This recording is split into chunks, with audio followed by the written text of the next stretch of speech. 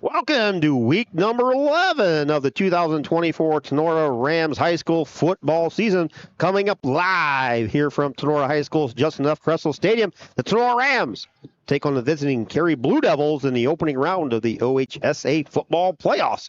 Rams enter at 7-3. They were the GMC champions at 7-0. They are the number 5 seed, while the Rams host Carey Blue Devils 5-5. They were 5-3 in the Northern 10 Conference. They are the number 12 seed here in Division 6, Region 22. Overall series, Carey with a 2-0 lead. Two teams met during the COVID season with a meeting here at Just Enough Cressel Stadium, a 48-7 Carey win. Then 2021 in the playoffs, a 20-0 Carey win at Carey. Carey had a roller coaster season. Lost 4 of their first 5 before they won 4 of their final 5. Components combined record for Carey, 55-44. Rams had a similar rough start. They lost their first 3 games before ripping off 7 straight wins to end the season. Rams' overall opponent's record was 52-48. Welcome to the Signs Excavating pregame show. Signs Excavating can provide general excavating services, demolition, and emergency repair work. From driveways to ditch cleaning to site prep, Signs Excavating is here to assist you. Signs Excavating team is committed to doing the job right, on schedule, and within your budget. Based here in rural Defiance, Signs Excavating serves all of Northwest Ohio, providing reliable and affordable excavating services for your home, business, and industrial property. Signs Excavating offers full excavating services, which include trucking, stone hauling, trenching, demolition, land clearing, and drainage work. Signs Excavating is the official pregame sponsor of Tinora Rams Live. For all your excavating needs, get a hold of Josh, 419-769-2290 for your heavy haul trucking needs. Get a hold of Brad, 419-481-3738. Visit them on Facebook or go to signsexcavating.com. Rams has not suffered a defeat in well over a month. Last lost on paper was September 6th at Archibald.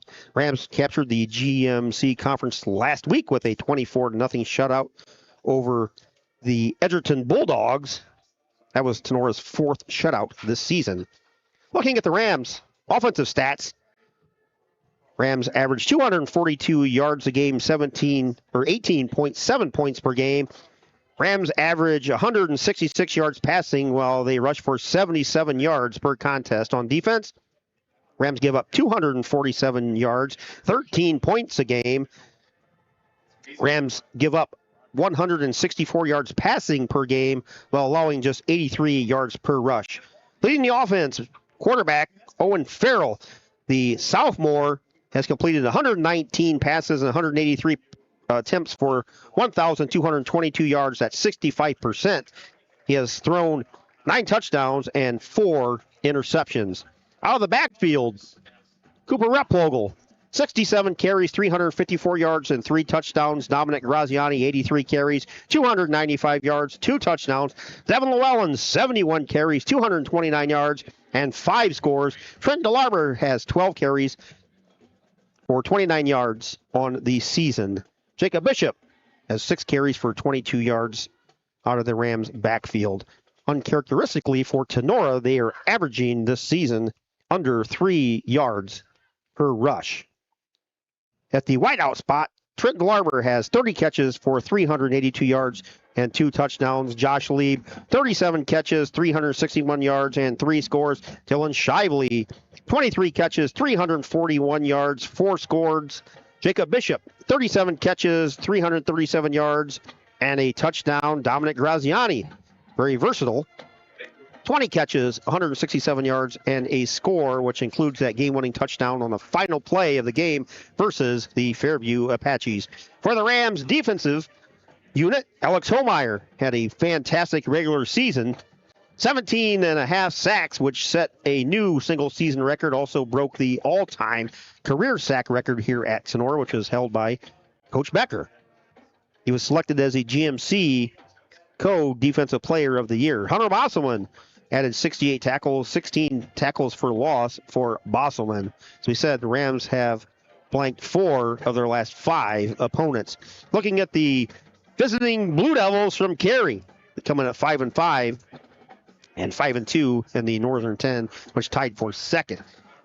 Carey's team stats offensively, they average 338 yards per contest, 30 points a game, 62 passing yards, and 275 rushing yards a game for the Carey offense. On defense, they give up 247 total yards a game, 19 points per game for the Blue Devil defense. They give up 152 yards passing and 94 yards rushing. Carey's led by quarterback Kyler Bowes, 39 of 92. 617 yards on the season, completes 42% of his passes, 4 touchdowns and 11 interceptions. Running game, Eli Steen, 194 carries, 1,317 yards. He averages close to 7 yards a carry, 132 yards per game. He has hit pay dirt 18 times. Kicker Nathan Gary, 33 of 36 on his point after touchdowns. For field goals, he is 3 for 5. His longest is 28 yards. And punter Brandon Tanner averages 36 yards per punt. Defense is led by Mace Puckett, 101 tackles. Logan Summit has 91 tackles, and Dash Puckett has 91 tackles. Tackles for loss, Carter Bame has 18 tackles for loss. He has 2 fumble recoveries. Mace Puckett, 17 tackles for loss. Lewis Watkins, 16 tackles for loss. And the defensive backfield for Carey, Trip Phoenix leads the Carey secondary with 4 interceptions. We're going to pause for the playing of our national anthem here at Justin F. Carresso High School.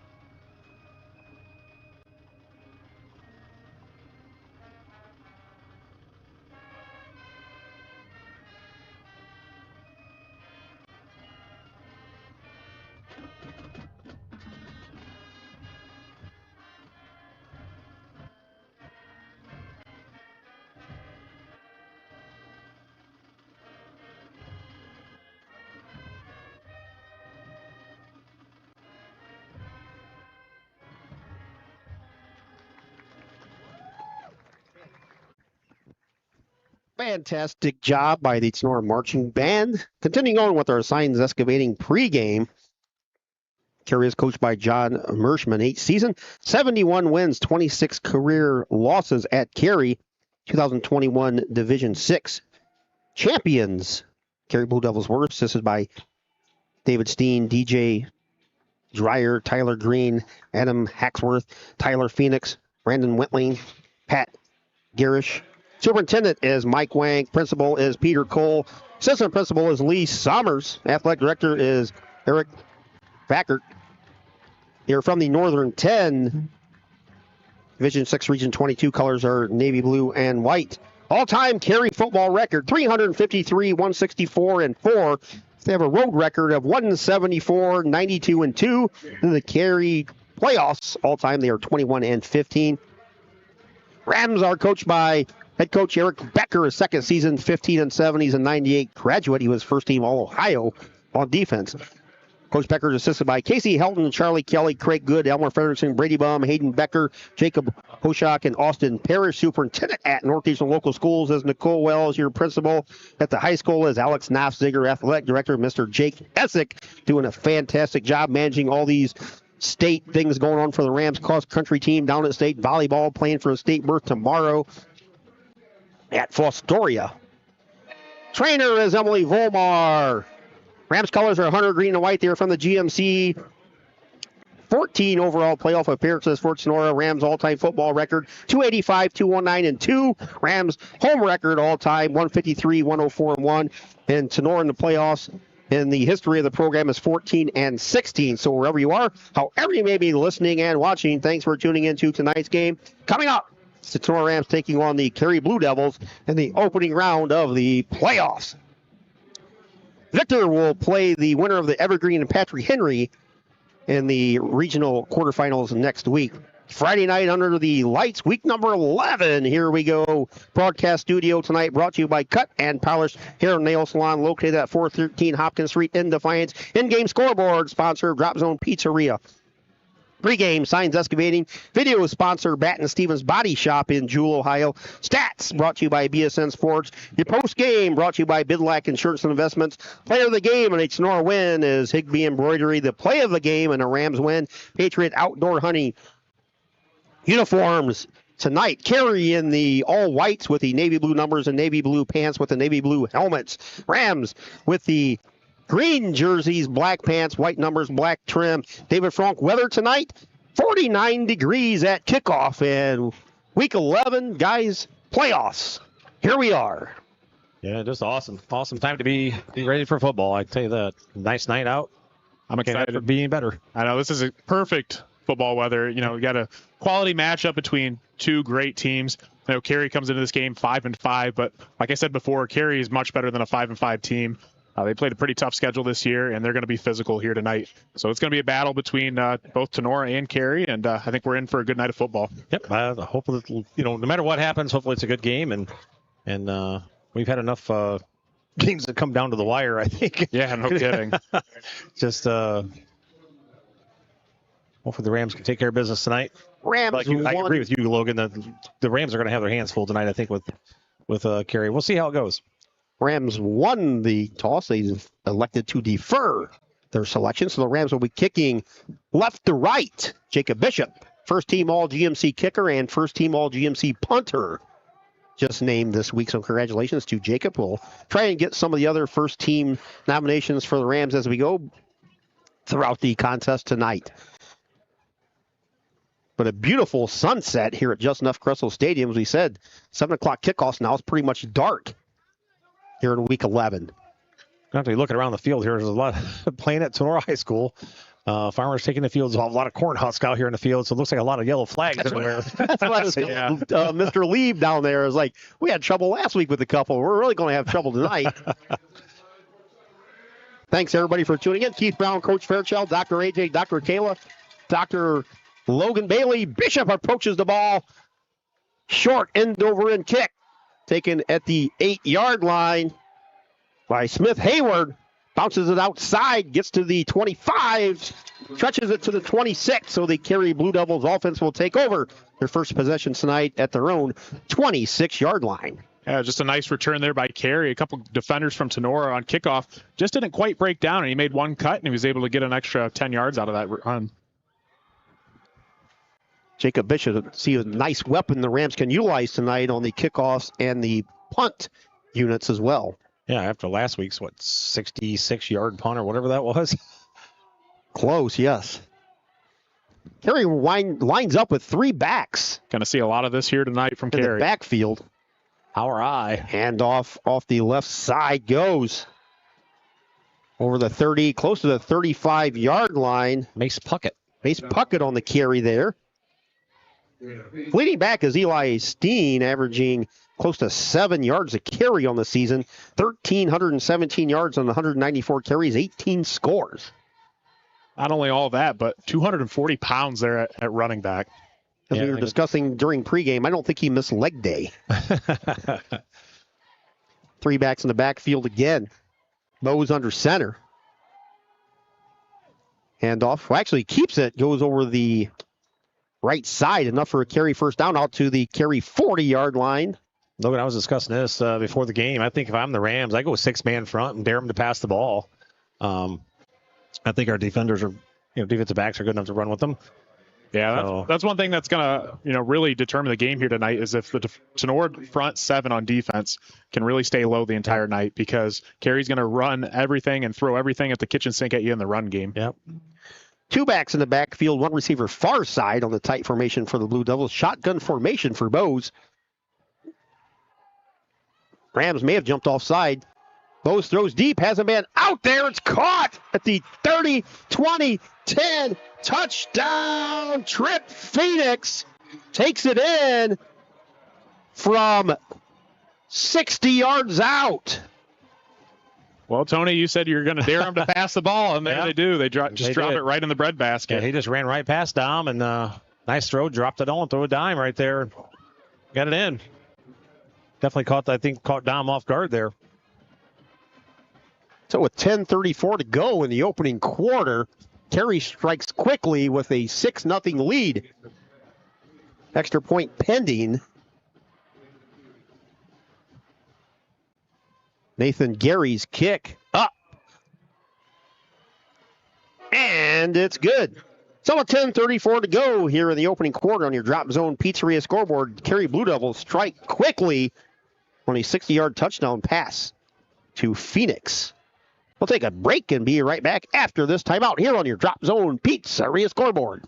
BSN Sports, the recognized leader in team athletic gear. BSN forms partnerships with educators, coaches, and students to build school pride, student engagement, and community spirit. Our partnerships give you access to the most brand names in the industry with all of the hottest products at the best prices. From Nike to Wilson to Under Armour, we can customize any team needs. Since 1972, BSN Sports has brought you the brands that make you untouchable on the field, the court, or anywhere else you play your sport. Contact BSN local sports rep Jim Garris for any of your sports needs at 419-576-8940. Clubhouse. Justin F. Caressel Stadium. Carey Blue Devils strike quickly. Now we know they can pass the ball as well. I mean, they hit that nice bomb and nice throw there by the quarterback and was able to drop it in the breadbasket for a huge touchdown for the Carey Blue Devils. Kyler Bowes hit Trip Phoenix right in stride on the far sideline. Little short kick. Hit at the 35, bounces back to the 30. Ball's loose. Little scramble there on the far sidelines. I think the Rams.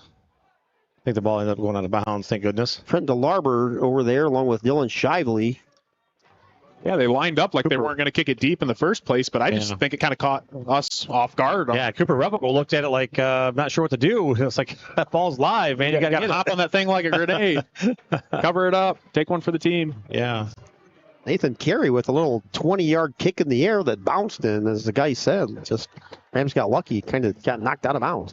Rams take over their first possession here of the contest. They trail 7-0. 10:33 to go in the opening quarter. Rams start with two backs in the backfield, one receiver to the left, one to the right. Farrell hands it off to Replogle. He busts across the 25, gets out to the 30, a gain of close to 5 for Cooper Replogle. It's going to be 2nd and 5 for the Tinora offense. Replogle on the season, just a sophomore.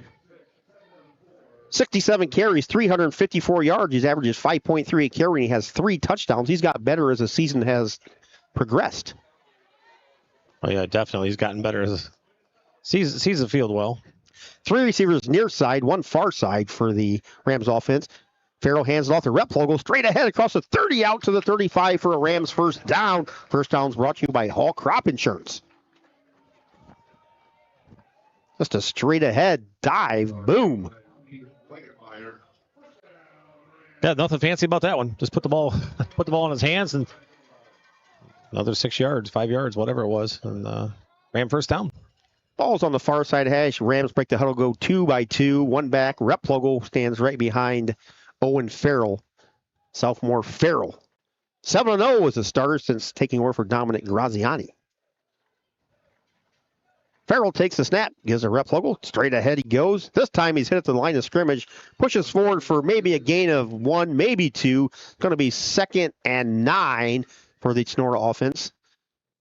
Out to the Carey, or the Tinora 37-yard line on that. See where they officially spotted at the 37, I think. We didn't repaint our hash marks here for some reason. No, they're kind of a little hard to see. Ball's in the center of the hash on the 2nd and 8. Just under 9 to go here in the opening quarter. Carey 7, Tinora nothing. 1 receiver near side, 1 far side. Farrell drops back, has all day, fires to the lead. Tripped up at the 30. Oh, my goodness. It's just enough on that incidental contact that Lieb tripped Lieb up just enough that just lofted his fingertip. Yeah. I think had he been able to just run in stride, he catches that for a touchdown. Yeah, I don't know. The defender from Carey just kind of got his feet tangled up too, and I don't think but quite flip his hips. And, yeah, that little contact really made all the difference in that play there. I don't know if they really touched him that much, to be honest with you. I have to look at the replay. I don't know that he touched him that much. But That's going to bring up 3rd and 8 for Tinora here. ball was just a little bit out of his reach. Nice play by the Rams to stretch the field like that. I like it. You saw something there that you might come back to later on. 3 receivers near side, 1 far side. DeLarber out of the backfield goes in motion, and we have a whistle before the snap. Actually, it's during the snap. I think it's a false start. Rams will be penalized 5 yards, so it's going to bring up 3rd down and 13. Decent crowd here tonight here at Just Enough Russell Stadium. Oh, delay a game. Delay a game on the Rams. 5-yard penalty on the delay of game, marches it back 5 yards. Yeah, Tony, I would really like them to see get Owen Farrell involved in the pass game here early on. That's been their bread and butter all year long. And I don't know that if we necessarily go mano-a-mano running the ball, I don't know that we'll necessarily win that matchup. 5 receivers for the Rams, empty backfield. Farrell straight back drop. He's flush near side. Looks, fires it out there. Has a man. Oh, the arms of Shively, and the defensive back for Carey at the 45 has the ball go through his arms as well. Braden Tanner dropped an interception for Carey, so that's going to be 4th down for the Rams. The special teams unit with Jacob Bishop will come on to kick. Yeah, Tanner nearly caught that One-handed, and he's got to face him backwards, too. I was pretty impressed. Ball kind of sailed on almost the over-the-shoulder Farrell. catch. So first team all GMC punter Jacob Bishop back to kick. Averages 37 yards a kick. Almost blocked. Yeah. Bishop ran into, got the kick away. Ball hits at the 30, across the 20, down to the 15-yard line. Let's see if that's enough for a first down. Oh, that's an automatic first down. They call it roughing to be automatic first down, right? If it's 15-yard penalty, which it is, that'll give the Rams a first down on the roughing the kicker. And he still kicked that ball 60 yards. Yeah, so I was counting it out. It was about 55, 60 yards that he booted that. And we talked about that a little bit with the podcast, that Bishop's got a fantastic ability to get the roll. His ball will land about 45 yards or so and then roll another 15. Yeah. Because he gets it almost every time. Yeah, about 55 yards, AJ. He's perfected that art of the roll on the They're punt. saying it's 4th down. It's got to be first down. Guess not. They're moving the chains now. He had the 4th down on the marker. I thought they hadn't moved the sticks. I thought they were saying it wasn't going to be far enough. But after the 15-yard penalty, it comes all the way out to the Tinora 47-yard line. Spot the ball right in the center of the hash, and the Rams have a new life. Trailing 7-0 here, just over 8 to go in the first quarter. 2 receivers far side, 2 near side. Rep logo in the backfield to the right of Farrell. In motion comes Dominic Graziani. Graziani takes a handoff, comes near side, cuts it up to the 40. Gets into Carey territory at the Blue Devil 48-yard line. Gave about 6. It's going to be 2nd and 4. We've talked about the importance of getting Graziani back into the run game, and he showed right there with his elusiveness, getting that shift back to the center. Not just that, but even, we know he's elusive, but, just there to stick his foot in the ground and get those extra couple yards, that was huge. That was probably one of the better runs, we've seen throughout the year, because a lot of times, high school, they like to stretch that out wide. There, He did exactly what he needed to do, and he got a nice gain. 3 receivers far side, 1 near side. Rep logo in the backfield right behind Owen Farrell. Farrell barking out signals. Takes a snap. Hands, that's Devin Llewellyn actually. Busts through 45, 40, 35. Still going down to the 30-yard line. Devin Llewellyn busted straight up the middle for a huge gain and a Rams first down. They have spotted officially at the Carey 32-yard line. Rams going quick. No huddle offense here. 3 receivers far side, 1 near side. Llewellyn right behind Farrell. Owen takes a snap, gives to Llewellyn straight ahead again. Gets tackled short of the 30. Tackled at the Carey 31. It's going to be 2nd and 9.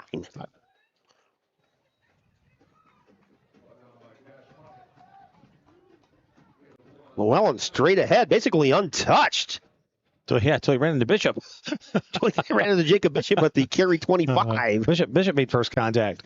It's a nice little wrinkle, though, that Tinora added, the little no huddle. Yep. We haven't really seen change the pace all too much throughout the season, but that's something that we talk about a lot, is tempo is just another weapon you can use on the offensive side of the ball.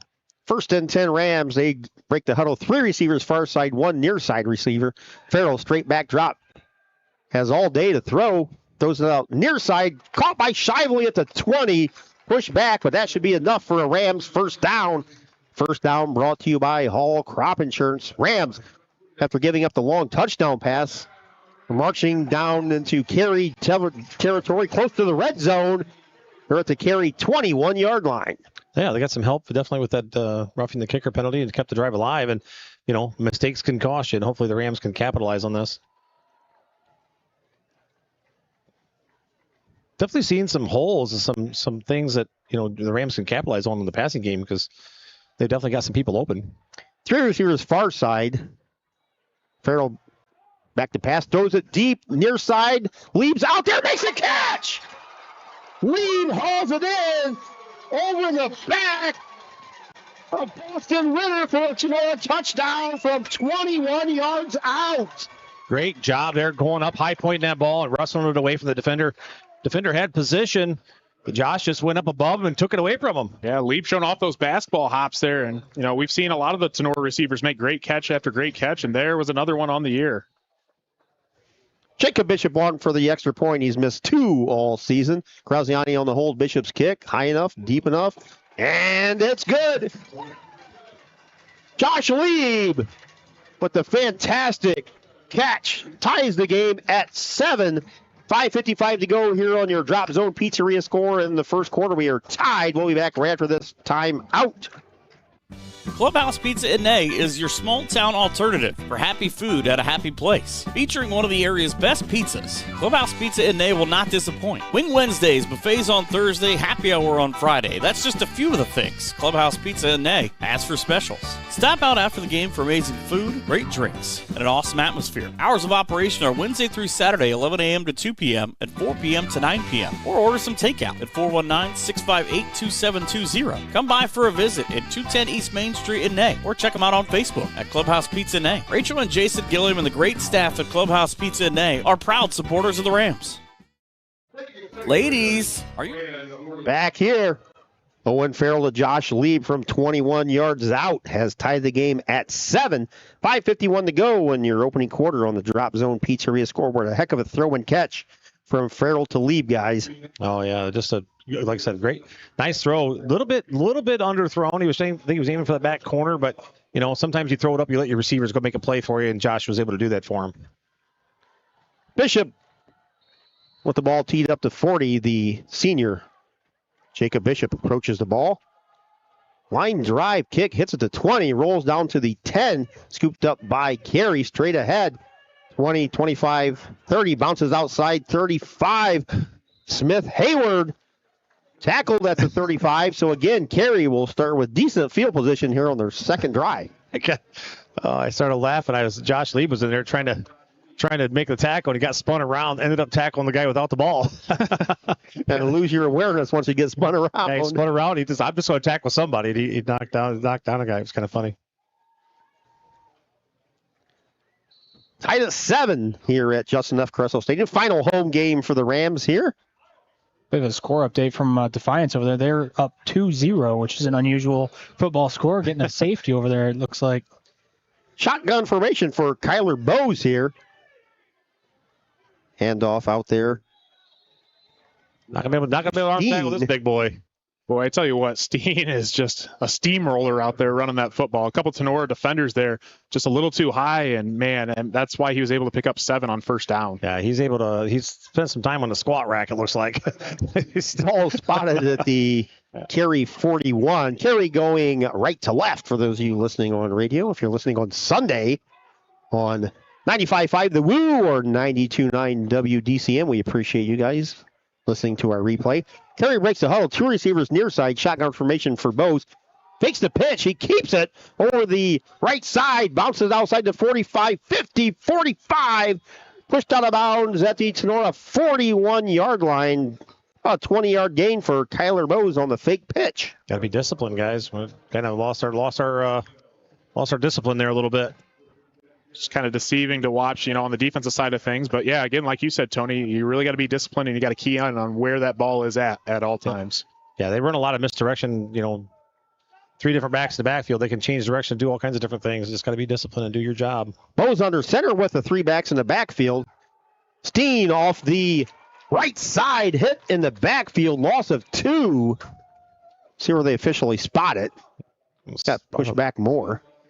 Looks like right at the line of scrimmage. Maybe a half a yard loss. Officially a loss of 1 will be 2nd and 11 for the Carey offense. Ball spotted at the Tinora 42-yard line, maybe 43. Approaching the 4-minute mark here in the opening quarter. We are tied at 7 in this opening round OHSAA playoff game. 1 receiver far side, 1 near side. Bo's in the shotgun formation for Carey. Pitches it to Steen, goes off the left side, bounces it outside, still chugging away, bounces off 2 more Ram defenders across the 35 down to the Tinora 34-yard line. And he is like an old school 80s runner like John Riggins, Mike Allstott. It's like Jerome Bettis. Yeah, Jerome Bettis, yes. I was just about to say, call him the bus. If it tells you anything, Hunter Bossman, he's a good-sized kid, too. I mean, he had him wrapped by the ankles, and he was just continuing to steamroll. Yeah. I don't know who one of the Ram defenders come in there and like threw a shoulder into his legs, trying to take his legs out. Just bounced off like a gnat on a windshield. You got to wrap up on this kid. Yeah, you're not going to go throw a shoulder into him, that's for sure. 3rd and 2, Bo's under center, gives it to Steen. He bounces it outside. No, that actually wasn't Steen. That was Puckett, Mace Puckett, with a first down for Carey across the 30 down to the Tinora 27-yard line. I tell you what, though, too, Puckett runs the ball really well so far here to start. I mean, he may be a little bit lighter. I believe what 220, but still, I mean, he runs it like a horse. They both are. I mean, that's quite the duo they have here. Yeah, you got 220 and a 240 running back. You better be low. Yeah, Puckett actually is a pretty good defender too. He's got 101 tackles and 17 tackles for loss. First down, Blue Devils, as we hit the 3-minute mark on your Drop Zone Pizzeria scoreboard, tied at 7. Ball's on the near side hash. 1 receiver, 3 backs in the backfield. Bo's under center. Quick handoff inside. I think that was Puckett again across the 25 down to the Tinora 24, maybe. I'd say it was Dash Puckett. A lot of Pucketts on this roster. So officially Dash Puckett on the carry. Gain of 3, 2nd and 7 for the Blue Devil offense at the Tinora 25-yard line. Rams got to find a way to slow down this rushing attack here of Carey, which we knew was going to be an issue. Just 1 back in the backfield for the Blue Devils. Handoff to Steen.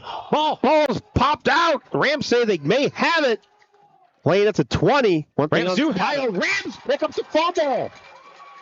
Eli Steen busts it over the right side of the line. The ball popped out. The Rams popped on it. But you have that one, Logan. That's what talking to one of the assistant coaches during the pregame. Brady Bump says, hey, if we keep them upright, we can make that ball pop out, and that's a good example there. Guess who got the recovery? Oh, yeah, Brock's back and healthy. And Brock Bailey. Good to see him in there, but yeah, that's exactly what you got to do. You know, the first guy there's got to wrap up. Yeah. You know, second, third guy there, either wrap him up or try to punch that ball out, and they did a great job at that. That's one way to stop a drive, guys. I mean, if you're struggling to tackle that big guy, you just get the ball out. 1:56 to go. 1st and 10 Rams from the 20. They go 4 receivers far side, 1 near side, empty backfield. Farrell spins, throws it out here in the vicinity of Josh Lieb. It was kind of short of Shively, or over the head of Shively and short of Lieb. It's going to be 2nd and 10. Ran a little bunch route there like they were going to run a screen, fake the screen, but the receiver, the defender on this side of the field did not bite on that at all and stayed right with Shively. Or whoever it was over here. Maybe it was Bishop over here. Rams break the huddle. They send 3 receivers far side, 1 near side, 1 back in the backfield. Tony, you had talked earlier about the Rams capitalizing off errors. This is where the Rams need to capitalize. You got to get the ball at least past half field point. Farrell waiting for the snap and the shotgun gets it. Fakes a hand, or does give a handoff. And Cooper Replogle, that's actually Trenton DeLarber. DeLarber goes nowhere, maybe lost a half a yard on the play. It's going to be 3rd and long for Tinora. They spot it at the original line of scrimmage, so it will be 3rd and 10. I think the Rams are going to have to give Drayden White a little help. He's struggling with that guy on his side of the line, number 86 for Carey. Do I have that right? Oh, sorry, I dropped the roster.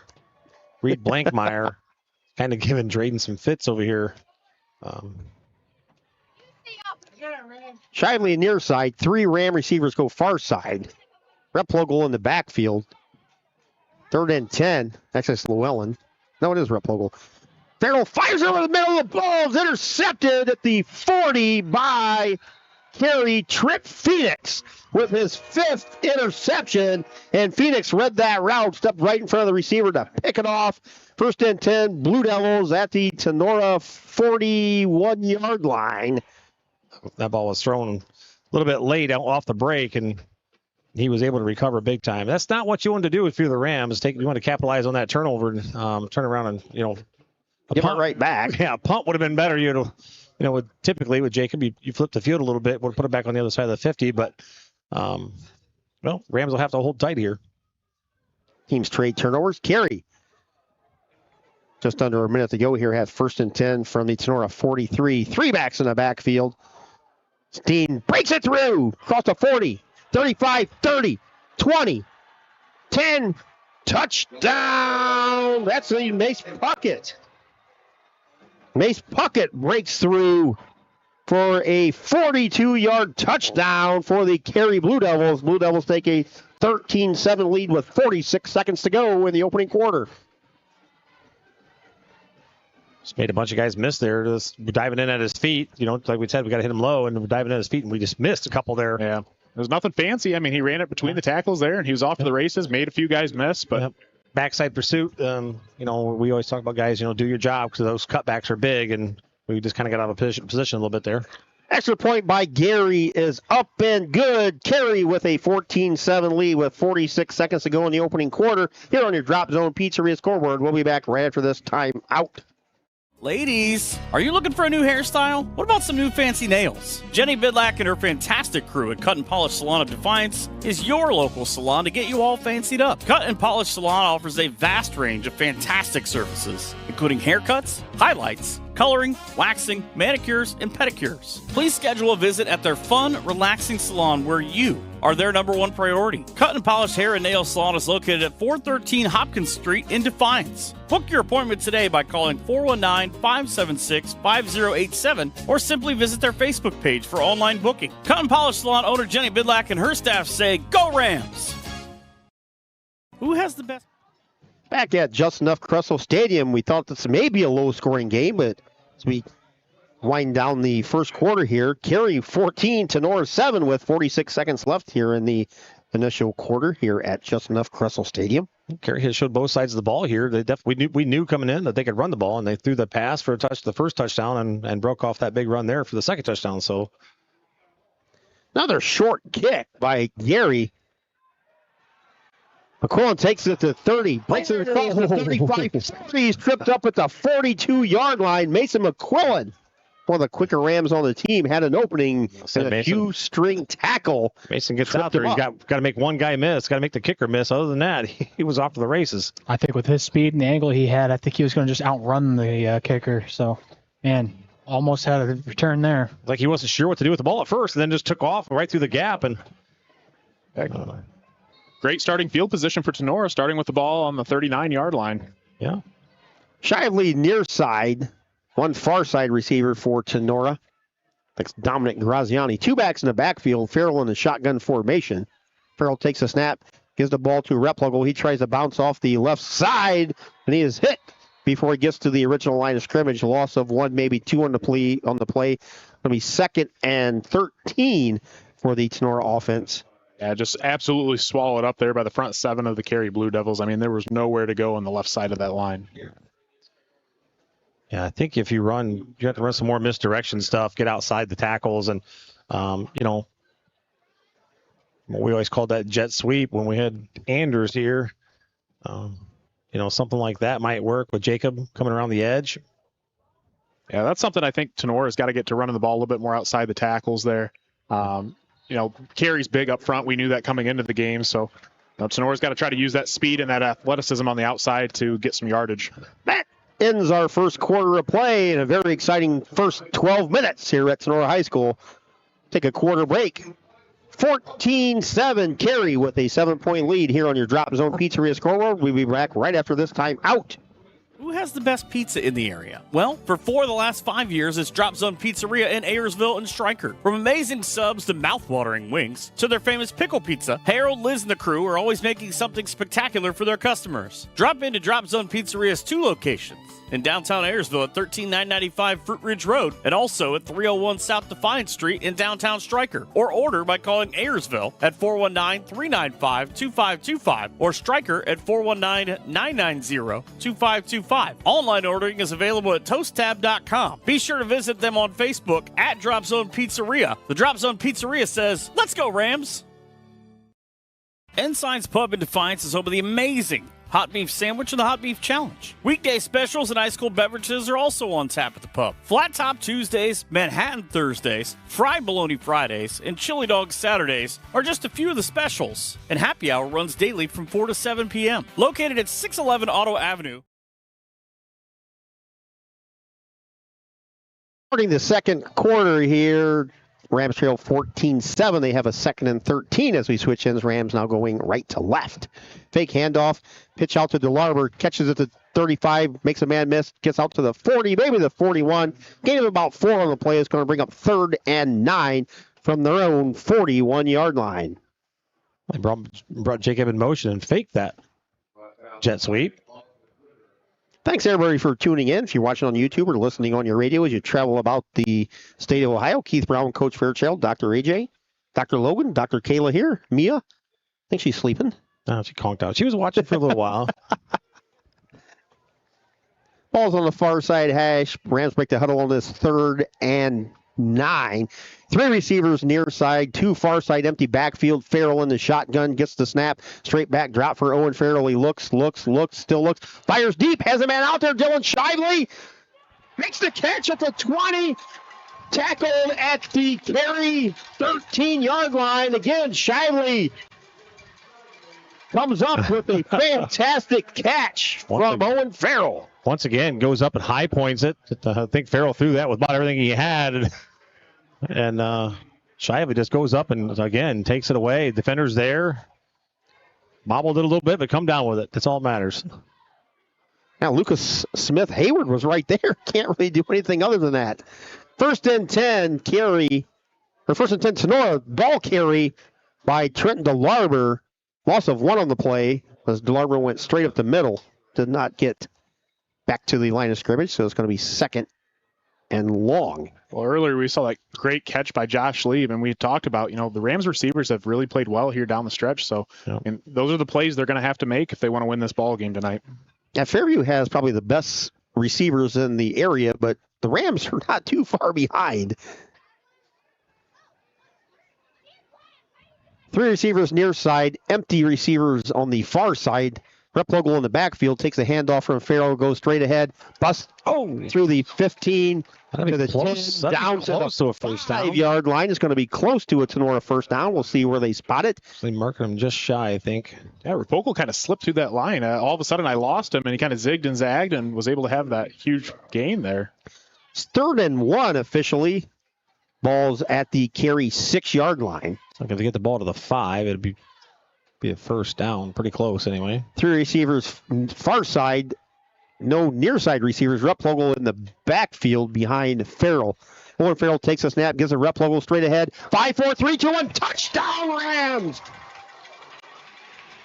Nice in from 6 yards. Rams have cut the deficit to 14-13 as we start the second quarter here. Nice pancake block there by Bosselman. Just linebacker tried to blitz and he just pancaked him. It was Bosselman or looked like him on the right guard there. Just pancaked the linebackers that came through there to set Replogle free. Bishop on for the extra point as flags go flying.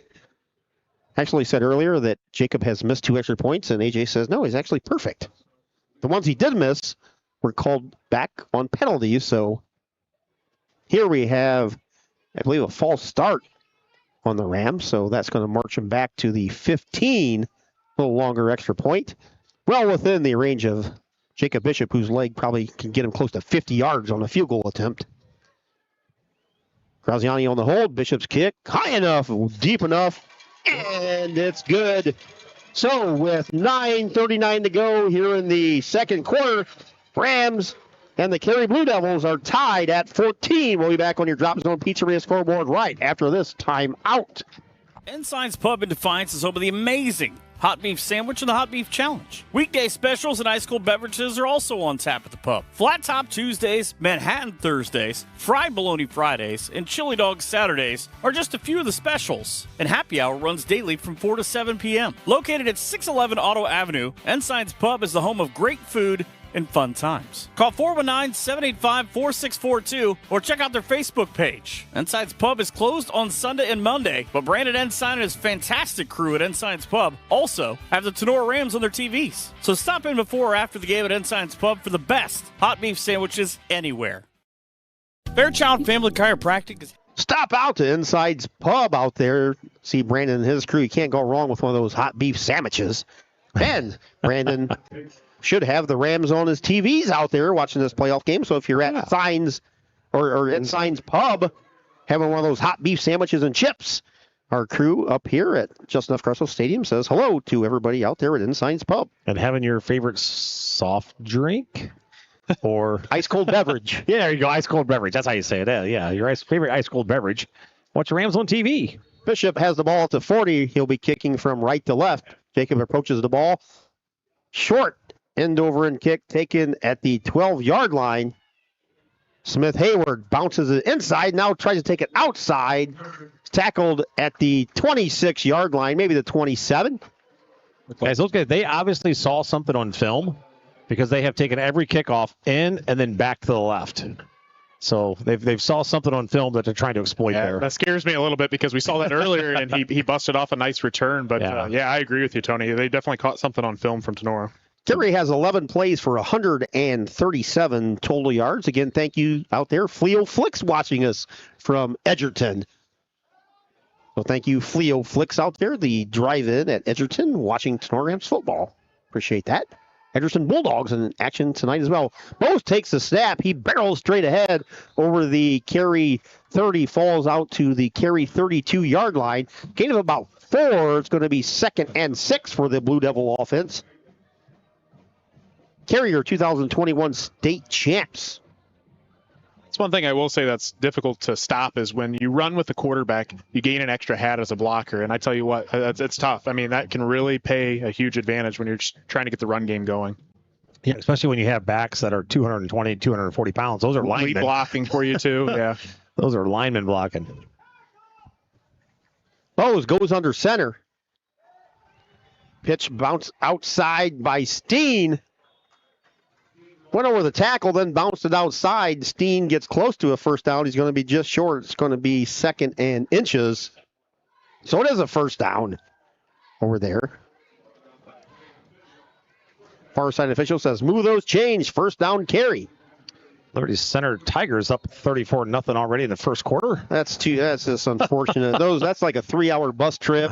You come, you get your butt whooped, and you got a 3-hour bus trip back. 2 hours and 30. I mean, I guess consolation is say, hey, we played one of the best teams in the state of Ohio. Yeah, and I can't believe. I mean, now don't get me wrong. Edison is a really good team too. We haven't seen them, but Liberty Center is actually number two in that region. Behind I find that hard to believe, but they are. That's right. 3 10-0 teams in that region as well. So that's a tough division and region. Division 5, what region? 19? 18. Trying to figure out what the officials are talking about here. That's what I was wondering because they. I don't know. They're talking. They get the first down. Yeah, they had a little bit of a discussion. Resetting the clock or something. 8:34. We're tied at 14, 8:34 to go here in the second quarter. I got to give a shout out to Rob Sarrigan, seeing him back in the stands here. That's a voice you never forget. Brings back some good memories, AJ. Absolutely. Love having him up in the stands yelling down on us. Ball's on the far side hash. 1st and 10 Carey. Steen takes the handoff inside, bounces it outside, close to another Blue Devil first down. He may have it. Steen not very quick, but he can just pull through that line. First down, Blue Devils. He blew a tire. Got to put his shoe back on. Yes, he did. Ball's spotted just short of the 50 at the Carey 40, let's say 47, 48. Yeah, defense has got to do their job, Logan. They're kind of over pursuing a little bit and leaving backside holes, and Carey's doing a nice job of just hitting the hole and cutting back up, and people aren't there. So we just got to do a little better job at maintaining our position there. Bowes in the shotgun, running receiver near side for Carey. Steen takes the handoff, bounces off the left side. Nice hit. Flag comes on the flying field. in as Steen was hit at the line of I think scrimmage. it's a holding on the offense there. That's the signal. Preliminary indication, as Coach Fairchild said, is a hold on Carey. That came in immediately. Yeah, Yeah, I did. I couldn't believe how quickly they actually threw that in. That's going to march the Blue Devils back 10. That was a good tackle by the Rams. Good initial contact, stood him up, and then you get with a running back like this, you just got to attack like a bunch of crazy dogs, and like you haven't eaten for weeks, and you got to go get him and take him out. That's simple as that. Well, whoever came in there and hit second just about knocked that ball loose. Yeah, that was a good pop. I couldn't see who that was, but yeah, you were right, AJ, because I mean, whoever came in, they came flying, and again, you just got to keep trying to punch that ball out. Come in, punching at the ball or face mask on the football if you're coming in fast. First and 20, balls all the way back to the Carey 37. Bowes fakes a handoff, little waggle, fires it out there. Ball's complete on the far sideline, close to the 50. Bishop slipped and fell down on the cutback. Gain of 12. Pass was hauled in out there on the far sideline by Trip Phoenix. What kind of name is that? Is that Trip one of the Phoenix. better names we've heard this year? That's a pretty sweet name. Trip Phoenix. Nice catch by him, too.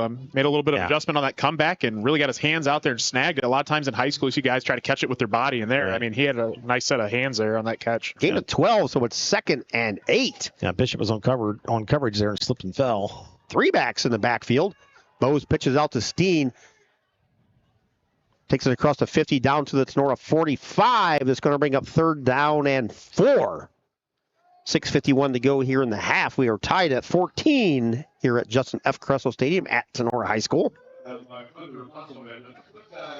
Fairview with a 14-3 lead over Woodmore. Lipsick and Ada. Ada 14, Lipsick 6. OG, the Titans with a 7-0 lead at Galleon. Delta Norway tied 14-14. Napoleon with a 19-0 lead. Oh, it's 21-21. I just saw it on the scoreboard here. 3rd down for the Carey Blue Devils. Bowes pitches it out to Steen. He goes across the 50, 45, 40, 35, down to the Tinora 33-yard line. Guys, there was that play.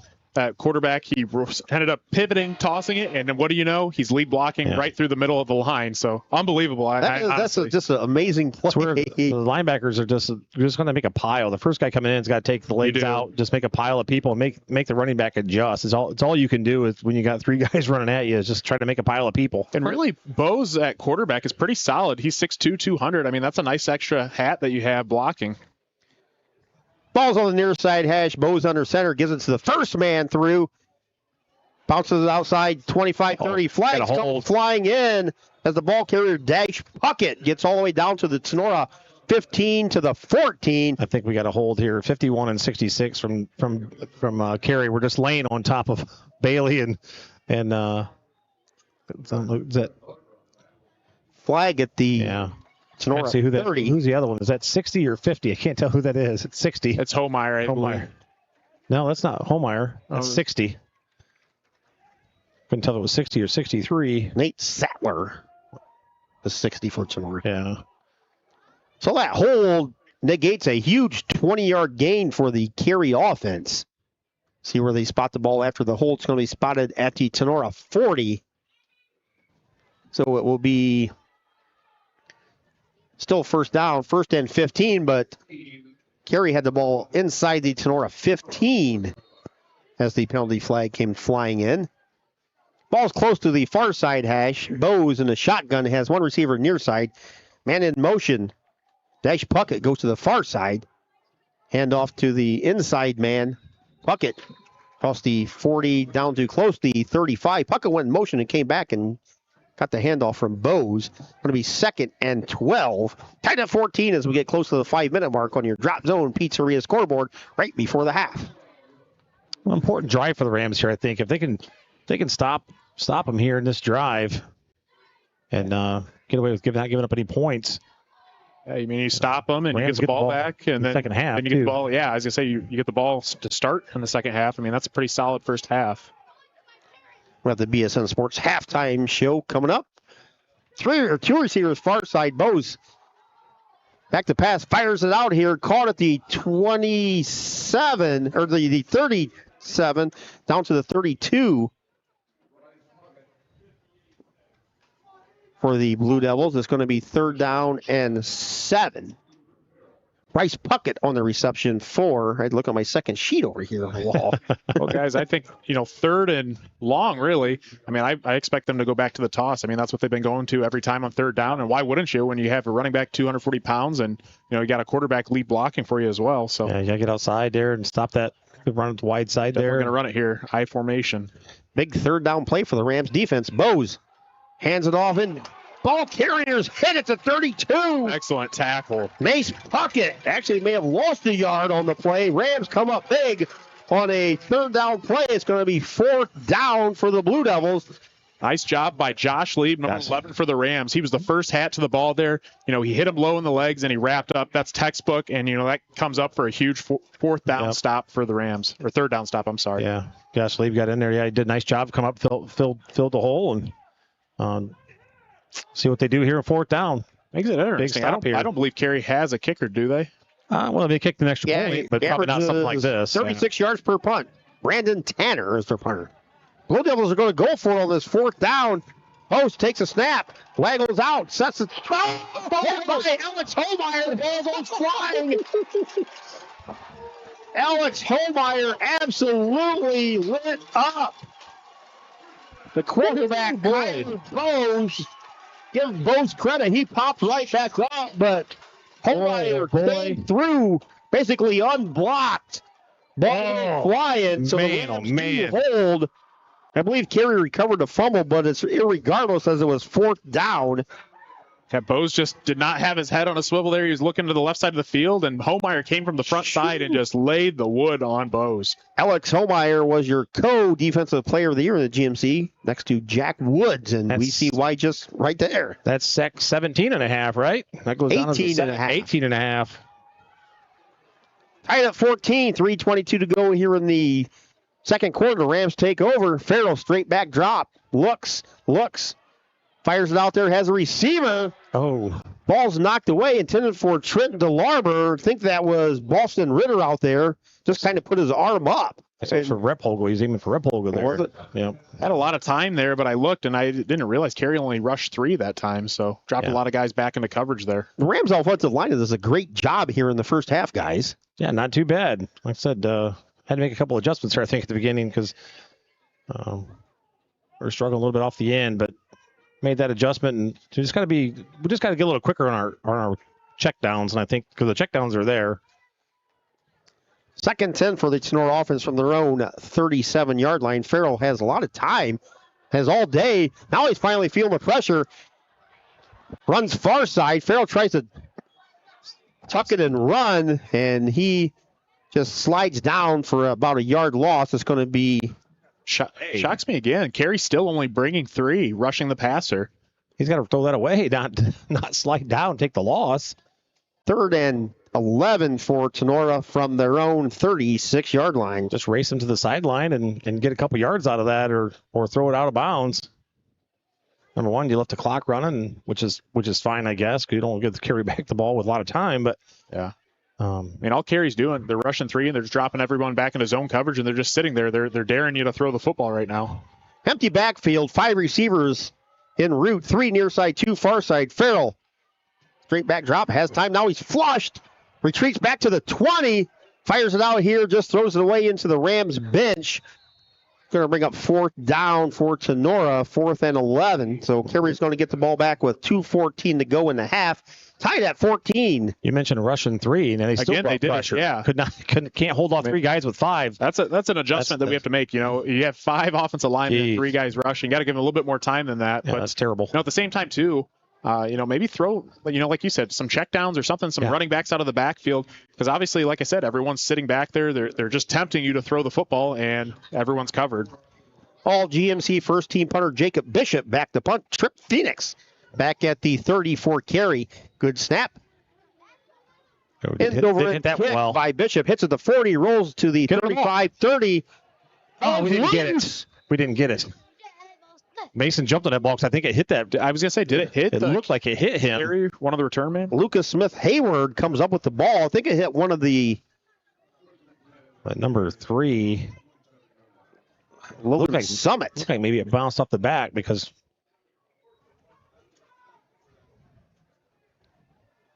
He came up to try and touch it for some reason. Phoenix did, and I think he got a hand on it. And his teammate, Smith Hayward, was right there to gobble it up. Thank goodness for Carey. I'm thinking everybody thinks it went off the back of one of the blockers down there. I'm not sure if it did, but it's kind of the way they all acted. So Carrier will start first and 10, 2:05 to go from their own 27-yard line. Ball's on the near side hash. Bose pitches it out there to Steen. Bounces it outside across the 35 to the 40. Out to the Tinora, or out to the Carey 42-yard line. Gain of about 13. Enough for a Carey first down. Blue Devils have all 3 timeouts here in the opening half. I don't think Tinora has seen running backs run like this probably since week 1 against Liberty Center. I mean, these backs are physical, and again, just another great run from Carey. Bose goes under center. 3 backs lined up all in a row in the eye. Inside handoff across the 45, close to the 50 for the Blue Devils on the carry. That was Mace Puckett. They're exploiting the right side of our defensive line. They found a spot where they can get to. Somebody from the Rams is down. I believe that's Bishop down. He's the one that came up and made the tackle and stuck him a little bit, but I'm not sure if he's got a stinger or if something else is wrong. So with 1:34 to go in the half, yeah, it's definitely Bishop. Bishop laid over on his back now. They're tied at 14 here. 1:34 to go. We'll take a brief timeout and be back right after this here at Justin F. Crusoe Stadium. Fairchild Family Chiropractic is happy to announce that Dr. Kayla is now accepting new patients. Long-term wellness continues to be our goal for families of Northwest Ohio. We help you achieve this goal by working closely with you and personalizing your treatment plan based on your needs. Come see Dr. AJ and Dr. Kayla at 100 Stadium Drive in Defiance, or give them a call, 419-576-5070, to schedule your appointment, or book online at fairchildfamilychiro.com. Dr. AJ and Dr. Kayla, proud members of the Tinora Athletic Boosters, say go Rams. A special thank you to the families of Laura Kepi, a longtime Tinora Rams supporter, and Wes and Vicky Zwiebel. Another big thanks goes out to Vince Salinas and Michelle Bacon for supporting the Tinora Rams and all of us here at Tinora Rams Live the past few seasons. You smell that burger? It's coming from the Firestone Tavern. For 3 straight years, Firestone Tavern has brought home the award for best burger in the region. Firestone Tavern is also a go-to for wood-fired pizza, great appetizers, and so much more. Chef Aaron and his fantastic staff are here to serve nothing but the best to their customers. Be sure to stop out after the game tonight for ice-cold drinks and all the games on TV. Jacob Bishop back up, walking off the field. Coach Becker is out there with Rams trainer Emily Volmar. So Jacob appears to be all right. He's going to come over. Emily's going to have a in-depth look at him. But 2nd and 4 for Carey. Bose in the shotgun, takes a snap under pressure. Holding, throws it out there. Pass is intercepted by Alex Shotton with the 45 to the 50. 45, he bounces outside to the 40. 35, 30, 20, 10. Tackle at the Carey 9-yard line. Oh my goodness, that catch that he had. Wow. Alex Shoblin, the huge interception, puts the Rams in the red zone with 1:14 to go in the half. There is a flag on the play, but I believe that's holding. It's going to be holding on Carey when they tackled Holmeyer. Yeah, I saw that too. Got 2 guys on him, I think. Holmeyer did. What a play. Shoblin just backed up, was reading the quarterback's eyes. That's a great catch. Shoblin was a baseball player. Did a 360. Shoblin showing off the speed. Yeah, nice job at him cutting it back across the field there. Nice read by all GMC linemen. It's always tough as an offensive lineman. When you get someone like that catches the ball, has a little bit of speed, and then they change direction across field, I'm afraid to say that most of those offensive linemen aren't going to catch him. That's a tough pursuit angle, and it's tough for the O-line to do. Guys, I don't know who the guy from Carey was. It was back here like a receiver. He took off, and I tell you what, I don't know which one it was. I was kind of watching Shoblin run, but that dude was shot out of a cannon. So we got to be careful with whoever that was, because that dude's got some speed. Thought he was going to catch Shalman from the 50. Just to clarify, that flag was holding and it was declined, so we're just taking the ball. Nice interception. Schaubelin, first team all GMC linebacker. See Bishop down here walking around, guys. He must be fine. Yeah, Keith, very deserving of that accolade. I mean, he's been the leader on this defense all year long. Definitely. He missed the first game, and he has been just a terror on defense ever since. Rams with the first and goal.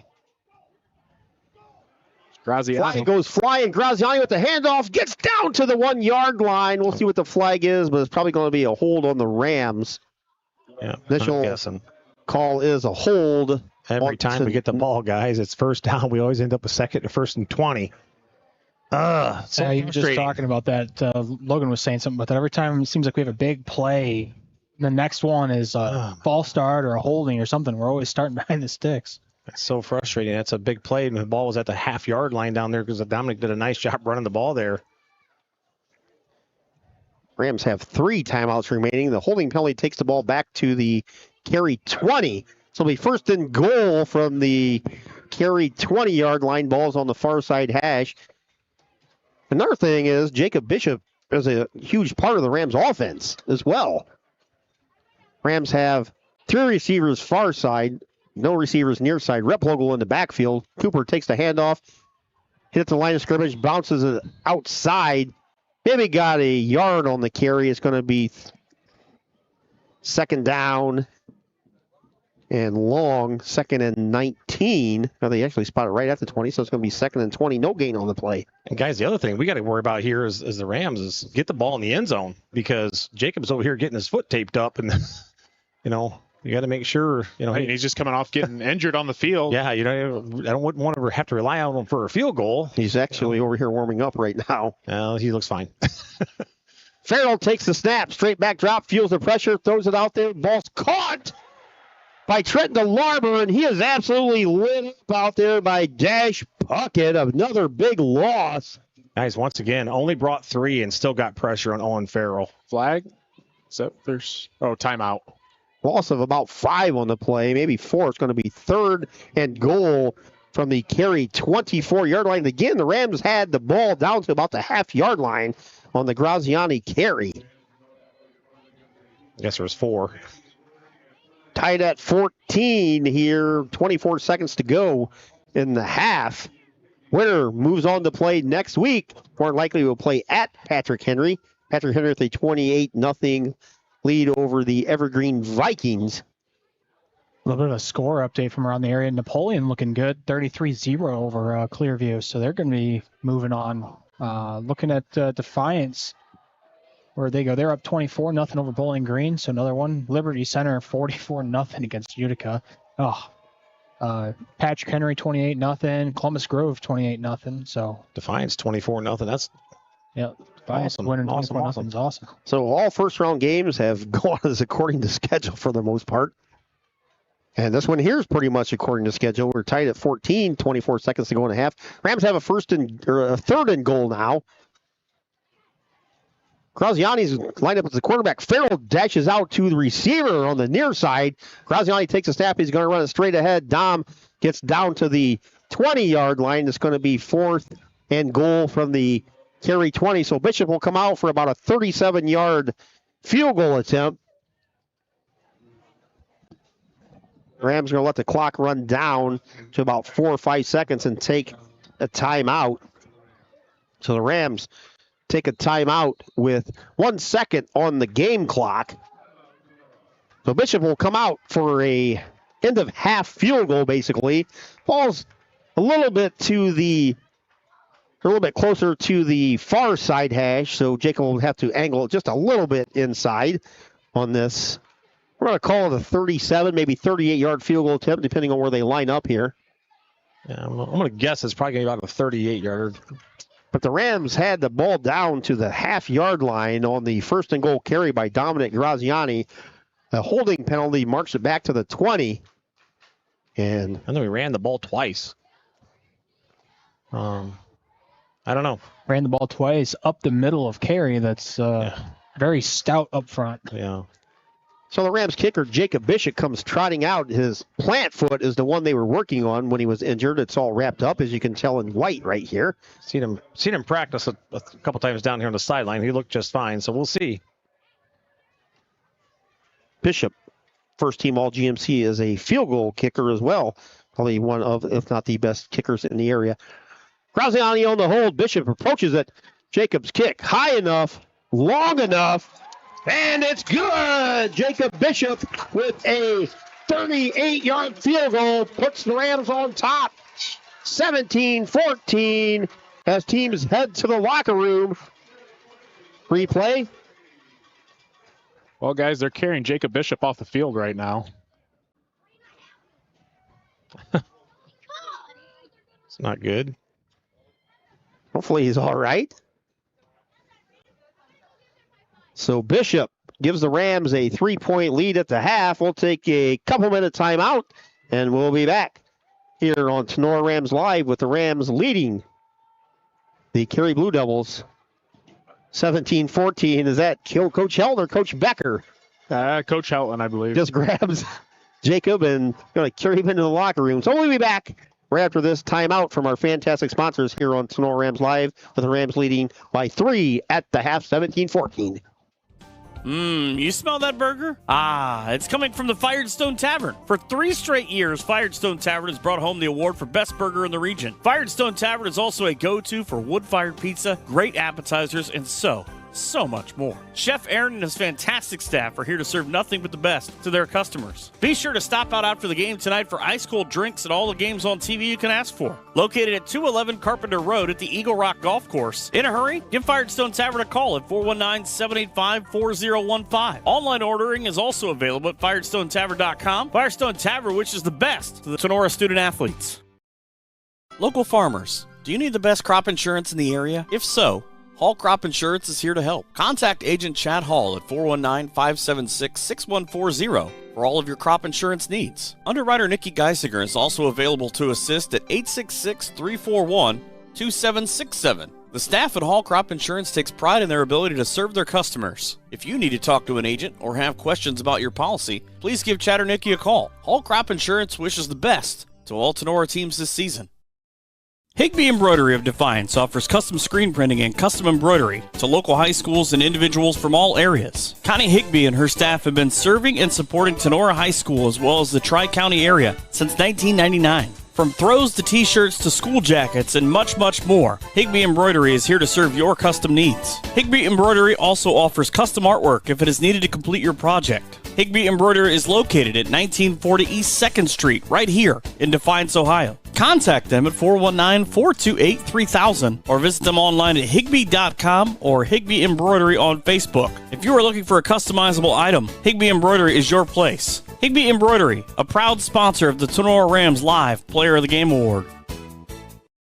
Matt Yost of Remax Realty of Defiance has been the top sales agent for the past 20 years in a row and has also been Defiance's #1 agent year after year. Matt is a very motivated individual who works hard for his clients, whether it be sellers or buyers. Matt currently is a 6-time winner of the prestigious Remax Platinum Club Award, which honors high-achieving real estate professionals for their service to buyers and sellers during the past year. Let Matt's 22 years of experience help you during your property search or sale, as he is fully committed to helping his clients and consumers find the home or property that is right for them. Matt serves all of Napoleon, Bryan, Paulding, and Defiance counties. Give him a call at the Remax Realty office at 419-784-3070 or directly at 419-438-0790. Maumee Valley Title Agency of Defiance has been providing seamless and transparent real estate closings in Northwest Ohio for 30 years. From contract to closing, their experienced team of attorneys and title agents work with lenders, businesses, and individuals to meet their real estate needs. Maumee Valley Title Agency proudly serves Defiance, Fulton, Henry, Paulding, Putnam, and Williams counties. Call the office today at 419-782-3334, Monday through Friday from 8 a.m. to 5 p.m. or visit them online at maumeetitle.com. Maumee Valley Title Agency of Defiance wishes all Tinora Rams athletes the best this season. Looking for an opportunity where you can grow your career, be appreciated, and be an owner where you work? Did we say owner? Yes.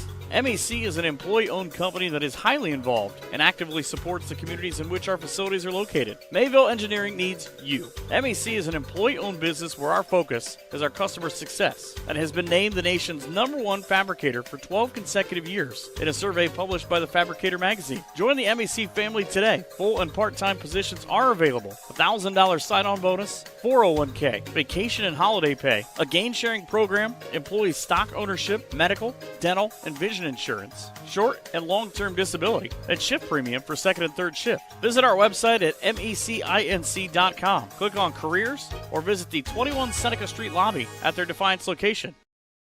Ken McQuillan of Mossy Oak Properties of Bauer Realty and Auctions of Ohio is here to assist with your real estate needs. Licensed in Ohio, Ken knows Northwest and Central Ohio very well as he grew up right here in the Black Swamp area in Northwest Ohio. Whether you're looking for a rangeland, farmland, timberland, or just a residential property, Ken McQuillan is here to find the right property that fits your needs. Reach out and give Kenton a call today at 419-576-2978. Northwest Ohio Sports is the place for sports rankings, news, scores, podcasts, and more for area athletics. Check them out at Northwest Ohio Sports on Twitter, Instagram, and Facebook.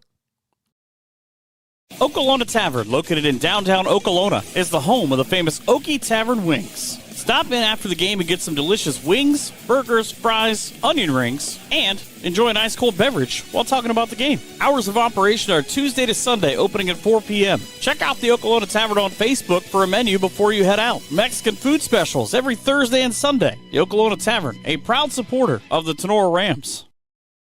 Optimal Performance Fitness is not just your typical gym. Here at OPF, you don't pay for a membership just to hop on a treadmill. We are a fitness coaching center that strives to provide an experience like no other. We provide accountability and results. You either work one-on-one with a certified personal trainer or in a group setting with like-minded people. Here at OPF, we want to change your mindset of going to the gym into something that you enjoy and look forward to doing. Rather than going to the gym merely to work out, we train at OPF. We are your cheering section, your motivators, and soon-to-be family. Optimal Performance Fitness strives to help you achieve the best version of yourself. Contact us today to take that first step. It could be life-changing. Stop with all the excuses. Let's roll up our sleeves and get to work. Call Jake at 419-438-7265 and get started today at Optimal Performance Fitness. Here at Page. Welcome back. Get the half here. We are Rams with a 3-point lead at 17-14. But welcome to the BSN Sports Halftime Show. Keith Brown, Coach Fairchild, Dr. AJ, Dr. Kayla, Dr. Logan here with you on this Friday night. Scoring got underway, 10:34 in the opening quarter, where quarterback Bose hit Trip Phoenix. A 60-yard touchdown pass. Gary's extra point gave the Carey Blue Devils a 7-0 lead. Rams came right back. 5:51 to go in the opening quarter. Owen Farrell hit Josh Lee with a 21-yard touchdown reception. Heck of a catch by Josh Lee. Jacob Bishop's extra point tied the game at 7. Right before the end of the first quarter, 1:46 to go, Mace Puckett with a 42-yard touchdown scamper. Gary's extra point gave the Carey Blue Devils a 14-7 lead. 9:50 to go in the second quarter. Cooper Replogle with a 6-yard touchdown run. Jacob Bishop's extra point tied the game at 14. And right before the half, Jacob Bishop hit a 37-yard field goal to give the Rams a 17-14 lead. Looking at team stats, we'll go through individual stats here in a bit. Rams have 26 plays for 125 yards, 75 yards passing for Tinora, 50 yards rushing. The Carey Blue Devils also have 26 plays for 214 yards. Blue Devils have 64 yards passing and 160 yards rushing. First half thoughts, guys? Well, we talked about it was going to be a shootout, and it's lived up to its hype. So we figured it was going to be a tough game, back and forth, and that's absolutely what we thought it was going to be. Yeah, I agree. I mean, we knew it was going to be a physical matchup, and we've seen that here tonight. Carey has over 200 yards rushing, or was it 160 yards rushing, I believe, or so on the night, which we expected that as well. I mean, you have really big backs. They've lined up here in the eye and just ran it right at Tinora all night long.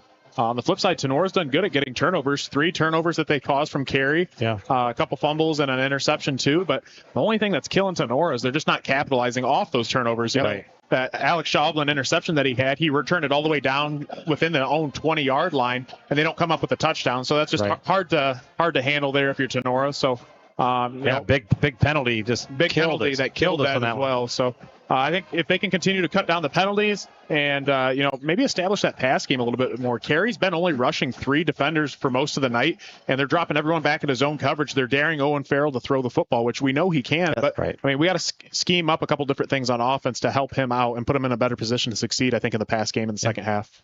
Yeah, as you guys said, I mean, the Farrell's had time to pass when given.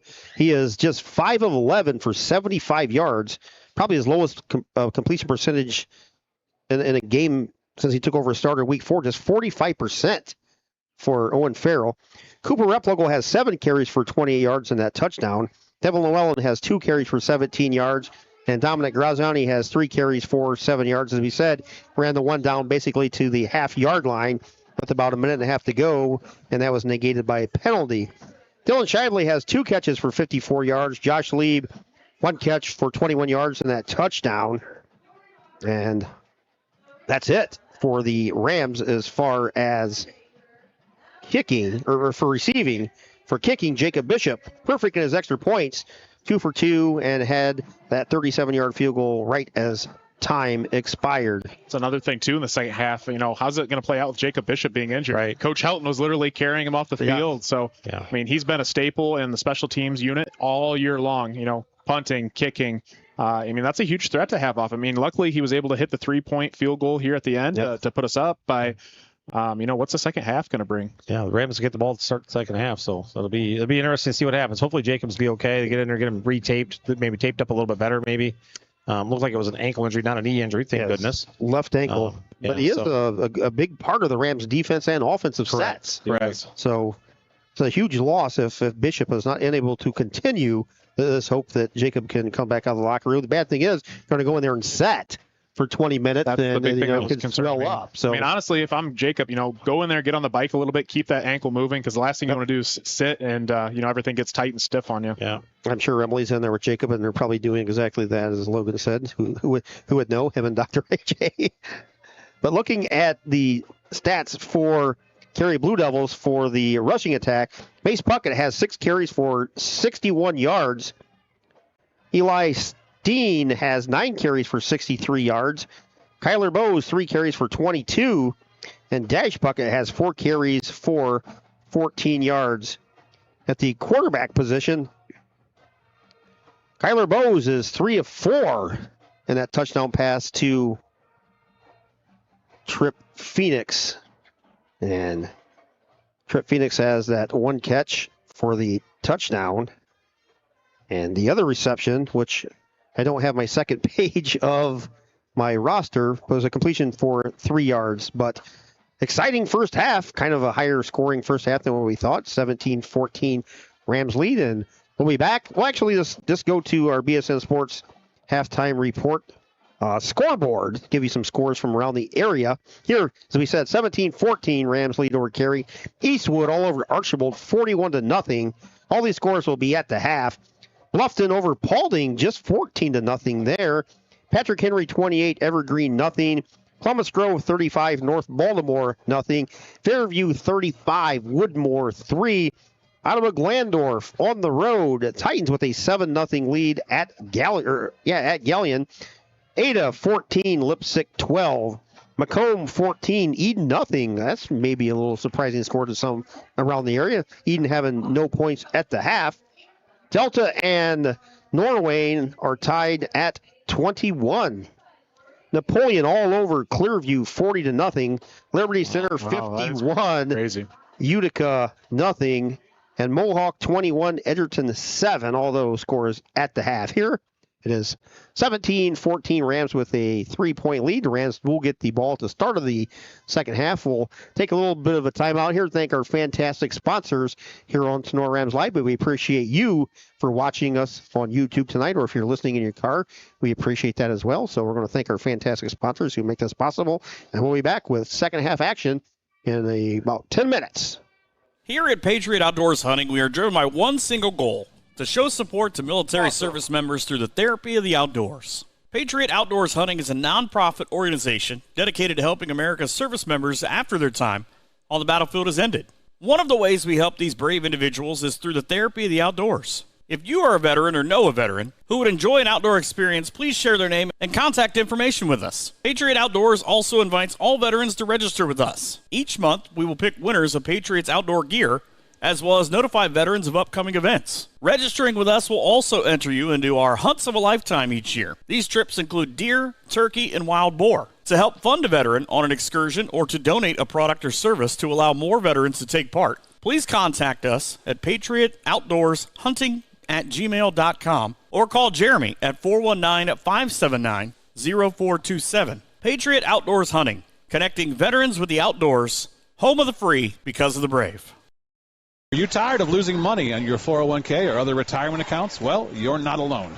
Do what many area residents have done and call Postoma Insurance and Investments. With safe money strategies offered to you by PI&I, you can still have the benefits of market earnings without the risk of taking market loss. Sound too good to be true? Give us a call, and with experienced agents at PI&I will work with you to understand how you can do just that. If you're more interested in the CD-style accounts but are fed up with low CD rates, PI&I agents can set you up with an account with rates currently as high as 5.5% fixed, with certain restrictions apply. Call us today at 419-782-2500 to help you set up a plan that meets your investment goals. That's 782-2500. Postoma Insurance and Investments, protecting everything you've worked for. Hey you! Are you tired of staring at the same dingy colors at your home or business? Prosperity Painting is here to help change that. Prosperity Painting is a local painting contractor specializing in interior and exterior painting for residential and commercial homes and buildings. No job is too big. No job is too small for Prosperity Painting. Everything from painting, staining, epoxy floors, and wallpaper removal. Prosperity Painting is here to brighten up your life. They will make your old look new again. Check out Prosperity Painting and its amazing portfolio of work on their Facebook page. And be sure to give Mike a call for a quote at 419-789-0939. Prosperity Painting says, Go Rams! Schlegel Family Farms is a proud supporter of Tinora Rams. Tinora alums, the Schlegels, Chris, Becca, Kennedy, Ian, and Lucas say, Let's go Rams! Clay Fote of Shelter Insurance is here to help you with all of your insurance needs. From home to car to personal to business insurance, Clay is happy to help his customers. As your shelter agent, Clay Fote can help you make sure you get the right coverage at the right price, while providing the highest quality service you expect from your insurance agent. Contact Clay Fote at 419-576-5640. Clay is available for both calls and texts, or stop into the office and visit Clay at 424 Clinton Street in Defiance. Clay's hours are Monday through Friday, 9 a.m. to 5 p.m., or by appointment. Clay Fote of Shelter Insurance, a proud Tinora alum, says, Let's go Rams! Signs Excavating of Defiance, Ohio offers a variety of excavating and trucking services. Signs Excavating has a full offering of excavation and trucking services, including stone hauling, trenching, demolition, land clearing, and drainage work. Signs Trucking Service can also assist in any heavy-duty equipment hauling needs. Located at 2147 State Route 66 North, Signs Excavating has been family-owned and operated since 1999. Contact them online at signsexcavating.com or on Signs Excavating on Facebook. Brad and Josh at Signs Excavating say, Let's go, Rams! South 66 Lanes is now open and ready to create new memories for everyone from children to adults. South 66 Lanes is located at 1923 South Jefferson Street in Defiance, just a short drive from Defiance High School. From birthday parties to weekend family get-togethers, South 66 Lanes is back open to help those old schoolers relive those memories of past days at these same lanes where Coletta served all at the rec center for decades. South 66 Lanes has renovated the entire inside and outside of the old rec building, making it a fresh ray of sunshine, glitter, and glamour. Glow ball bowling, men's and women's leagues, delicious snacks, great pizza, ice-cold drinks, and more await you. Grab a friend or bring the family. South 66 Lanes is ready to see you roll that strike or throw the ball in the gutter. Stop out, rock and roll, and bowl some balls at South 66 Lanes. Contact South 66 Lanes at 419-769-8233 for reservations for your bowling party, field trip, or special event. Visit their Facebook page for daily events and hours of operation. South 66 Lanes, the home of the Tinora Rams bowling team. Stark Brothers Advertising in Defiance is here to help you grow your business. If you are a business, new or old, looking to improve your customer reach, Stark Brothers Advertising is here to help you and to get your name to stand out from the others. Contact Brian Stark at Stark Brothers Advertising for more information at 419-438-2063. Stark Brothers Advertising, a proud sponsor of the Tinora Rams. Has life gotten too busy for lawn care? Are you tired of seeing weeds and dandelions in your front yard? We have the answer for you. Straight Line Outdoor Servicing will take that burden of weekly lawn care off of your shoulders. If you're looking for routine lawn maintenance in the spring, summer, or fall, or need help just getting your lawn back in shape, we have the expertise and tools to get that job done right. From simple mowing to landscaping, into the winter months of business lot snow plowing, Straight Line Outdoor is here for whatever your outdoor needs. Current customer Tiffany says, "They always do a great job fertilizing my yard. Easy payment and a fast response time. I highly recommend them. They'll make your life easy and your yard pretty." Get your lawn and lawnscaping back in order. Give Straight Line Outdoor a call at 419-576-2663 or visit their website at straightlineoutdoor.com. Founded in 1997, Straight Line Outdoor is a proud sponsor of Justin F. Caressel Stadium and Tinora student athletes. The Tinora Rams Athletic Boosters is a proud sponsor of Tinora Sports and Tinora Rams Live. The Athletic Boosters is a nonprofit organization that supports Tinora athletes, coaches, and athletic facilities. The Boosters' support is shown in many ways, including volunteering time, raising money, and contributing funds to better enhance the team or the organization's performance. Yearly and lifetime memberships are available. Visit them on Facebook at Tinora Athletic Boosters. Weber Materials and Weber Building Materials is here to serve you and all of your building material needs. Weber Materials is a prominent regional sales and marketer of aggregate for your work site. We take pride in the quality of our work and the integrity of our roots. We also take pride in you, our customer. Our focus is to deliver quality aggregates safely and timely to our valued customers whom we call friends. Call for a quote or more info at 419-394-8870 or check out WeberMaterials.com. Tinora alum Kevin Weber, owner of Weber Materials, says, "Let's go Rams." The law office of Wiener Hill, Weber, and Stanley is a full-service law firm dedicated to providing quality legal services in Defiance and all of Northwest Ohio. Since 1965, their attorneys have had a well-deserved reputation of excellence in serving clients with a focus on integrity, advocacy, and understanding. At Wiener Hill, Weber, and Stanley, we are a general practice law firm that can handle all of your legal needs. We offer high-quality legal work and personal client service, and each of our attorneys is committed to providing you with top-notch legal support. Attorneys Jim Wiener, Danny Hill, Cam Stanley, and Ian Weber are here to assist you. Give them a call at 419-782-3010 or visit them online at wienerlawoffice.com. The law office of Wiener Hill, Weber, and Stanley is a proud supporter of the Tinora Rams. Wooden Indian Pawn and Gun of Defiance has been serving Northwest Ohio for over 30 years. Need cash? Collateral pawn loans are available. Stop in and see Shar and the staff at 5727 State Route 66 North in Defiance, Ohio. Wooden Indian Pawn and Gun carries a full line of new and pre-owned items that include firearms, ammo, optics, game systems, knives, jewelry, and Amish poly furniture. Wooden Indian Pawn and Gun has in-house jewelry as well as a gunsmith on site. Hours of operation are Monday 10 to 7, Tuesday through Friday 10 to 5, and Saturday 9 to 3. Got questions? Give them a call, 419-784-9880, or visit them online at woodenindianpawn.com or visit their Facebook page. Wooden Indian Pawn and Gun, your locally owned pawn specialists. Say go Rams. Did you know that we have a shop right here in Defiance that specializes in gas and electric golf cart repair? Aftershock Carts is a full-service shop and has been building, customizing, and repairing golf carts for years. Aftershock Carts has a huge supply of new Trojan batteries and any part you need for your cart. Located at 8144 State Route 15 in Defiance, 784-1806, and online at aftershockcarts.com. Stop out and look for the building with the cart on top. For any of your auto body or collision needs, be sure to check out Bat and Stevens Body Shop, voted the #1 body shop in Northwest Ohio by Crescent News readers. Give them a call today at 419-497-3111 to schedule your free estimate. Looking for home or auto insurance? What about building for retirement? Or looking to start a small investment portfolio for your family? Bidlack Insurance and Financial Services of Defiance has you covered. Tim Bidlack of Bidlack Insurance and Financial Services has over 10 years of investment experience. Tim can assist in estate planning, IRAs, 401k investments, among other financial planning areas. Need home or auto insurance? Welcome Austin Bidlack. He can assist you on those. At Bidlack Insurance and Financial Services, they will work one-on-one with you to make sure your home, auto, and business are protected. Bidlack Insurance and Financial Services are located at 912 East 2nd Street in Defiance. Call Tim or Austin at 419-438-0023 today for a free quote. You can visit them online or on their Facebook page as well. Bidlack Insurance and Financial Services wish the best to all the Tinora Rams athletes this season. Brother Tacos works endlessly. Welcome back here to the Cut and Polished Hair Nail Salon broadcast booth. Keith Brown, Coach Fairchild, Dr. AJ, Dr. Kayla, Dr. Logan Bailey up here. Rams with a 17-14 lead at the half. Boom, baby. Everybody's wondering, Jacob did come out of the locker room. It looks like they retaped his ankle. He was over here trying some field goal attempts, but his availability on the offense and defense may be a bit limited here in the second half, guys.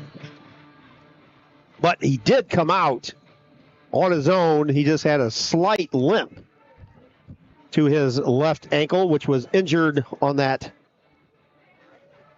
final carry drive. But Jacob did weather through the pain and nail a 37-yard field goal right before the half to give the Rams a 17-14 lead, which is we're getting ready to start. The Rams will get the ball.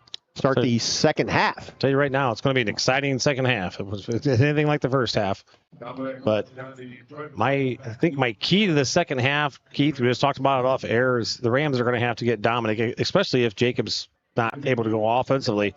They're going to have to get Dominic involved in the offensive backfield somehow. Some misdirection stuff. A little short kick by Gary, taken at the 31. By Josh Lee, kind of caught it and fell down. I don't think he meant to fall down. No. He just fell down. It's one you'd like to catch and at least get an extra 10 yards out of that, but unfortunately, just kind of caught it at a weird angle. He just looked like a weeble wobble. He caught it, then he went down. Yeah, like as Logan said, I think he had a good 5-10 yards ahead of him, but I don't know if he just lost his balance there or what. But the Rams will start going left to right here with this 3-point lead as we start the third quarter. Ball's on the far side hash. Farrell in the shotgun. Rams have one receiver far side, one near side, one back in the backfield. Farrell, there's two backs in the backfield. Farrell gives the ball to Llewellyn, bounces it outside, across the 35-40. Tackle to the 45-yard line of Carey. Flag on the Carey sideline. And a flag out again. First down, there's a flag. Another huge play by the Rams, negated by a penalty. It's like they're going to call holding. Yeah, I'm guessing from where it was thrown. Rams had a big penalty right before the half. Every time, guys, this is frustrating. And it seems like every time we get that holding penalty, which is maybe that's the reason they got the penalty or got the big gain was because of a hold, but it seems like every time we get that holding penalty, it's always on a decent play. Say the stats don't show quite the amount of yards we lose. Because like you said, it's big play. So it only shows the penalty 10 yards we lost, but it doesn't include the 12, 15 yards that we gained on top of that. Right. That was a nice play, by the way. Nice little counter. Graziani with the carry across the 20 out to the 25 where Dominic is tackled. It's going to be second down and still long. Second and 15 for Tinora as Graziani picks up about 5 on the carry. So one thing I cannot figure out is, they run Graziani, but it's in the Wildcat every single time and just kind of limited on play calling out of that. But, just hand the ball off to him and let him make his reads. And do some counters with him, some misdirection with him, using him in the backfield as a misdirection kind of thing. And because when he's in the game at Wildcat, everyone and their brother knows Tinora 100% of the time they're going to run the ball with him. There's not going to be any kind of motion, any kind of, nothing to set anything up. So freshman Owen Reynolds in a receiver. Assuming he's taking the spot of Jacob Bishop. Farrell, empty backfield, takes a snap, waggles out near side, throws across his body short of the intended receiver, Dylan Shively, at the Carey 37-yard line. It's going to be 3rd and 15 for the Rams offense. I think Carey made their adjustment at halftime there, kind of starting to do what everybody else has been doing against the Rams, bring a little bit of pressure and immediately put pressure on Owen, made him run out of the pocket. Yeah, surprisingly, coming into this game, I would have thought they would have been blitzing every single time. But they were only bringing 3 to start the game. Now they're starting to bring that pressure. So, going to possibly throw Tinora a little bit of curveball here in the second half. Empty backfield. Graziani and Lieb go far side. Larber, Shively, and Reynolds near side. Straight back drop for Owen Farrell. Throws it over the middle, caught by Lieb at the 30, breaks a couple tackles out to the 34-yard line. Still going to be about 6 yards short of a first down. It's going to be 4th down for Tinora. Special teams unit comes on the field along with all GMC punter Jacob Bishop. Nice catch and nice move there by Jacob Bishop does not go on the Bishop field. is not coming out. See who's going to punt for the Rams here. Like this is Trent DeLarber. a big loss for Tinora. I think if I'm Carey, I'm coming after this one. So DeLarber back to punt. Good snap. High kick for Trenton DeLarber. Hits at the 40. And Dominic Graziani catches it at the Carey 37-yard line where the Blue Devils will take over. So Jacob Bishop unable to go here. You had talked about Carey bringing pressure. They absolutely brought no pressure at all. Trent could have possibly held that ball a little bit longer, let his coverage unit get downfield. But yeah. Well, to see what the Rams defense can do, their offense stalled out there after the penalty once again, and defense is going to have to hold here. Carey starts this drive 1st and 10 from their own 37 on the far side hash. Bose under center. Gives the ball to the third back in the eye. And that's Eli Steen. And he falls forward for a gain of about a yard. He was hit at the line of scrimmage, fell forward. Going to be 2nd and 9 from the Carey 39-yard line. It's a nice group tackle there by Tinora. Hunter Bossman in there. Carter Radzik in there. Nice job at staying low and able to tackle the Carey big running back. Number 83, Bryce Puckett got up. He's down now. He was limping pretty bad. He just went down out there. He got up out of the pile there, was limping pretty hard. 9:41 here in the third quarter. Rams with a 17-14 lead while we got a chance. Mr. Jake Essick, the athletic director at Tinora, wants to give a special mention to the Tinora athletic boosters, the game day workers, which includes ticket takers, scoreboard operators, stat takers, and all of those. And they have done a fantastic job in our entire home season this year.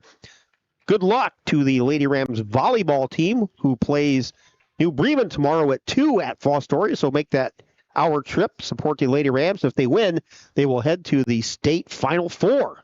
That'd be awesome. That's a big step for the Rams, and hopefully they can pull it off. They've been playing well and keep that undefeated season rolling. And that's not it. The boys cross country team is also down at state. Correct. As well, along with 2 of the girls, India Oakley. Paulie Westreek, is that? Yes. He's the one he won regional. So. Yes, he did. 2nd 9 for Carey. Handoff off the left side to Steen, or the right side to Steen, and he falls forward for another yard. It's going to be 3rd and a long 7 for the Blue Devil offense. Balls on their side of the field at the Carey 41-yard line. Huge 3rd down here. If Tinora gets a nice stop and forces Carey to punt, it's going to be decent field position. Possible with a fair return, they could get it close to the their own 40 or possibly 50-yard line.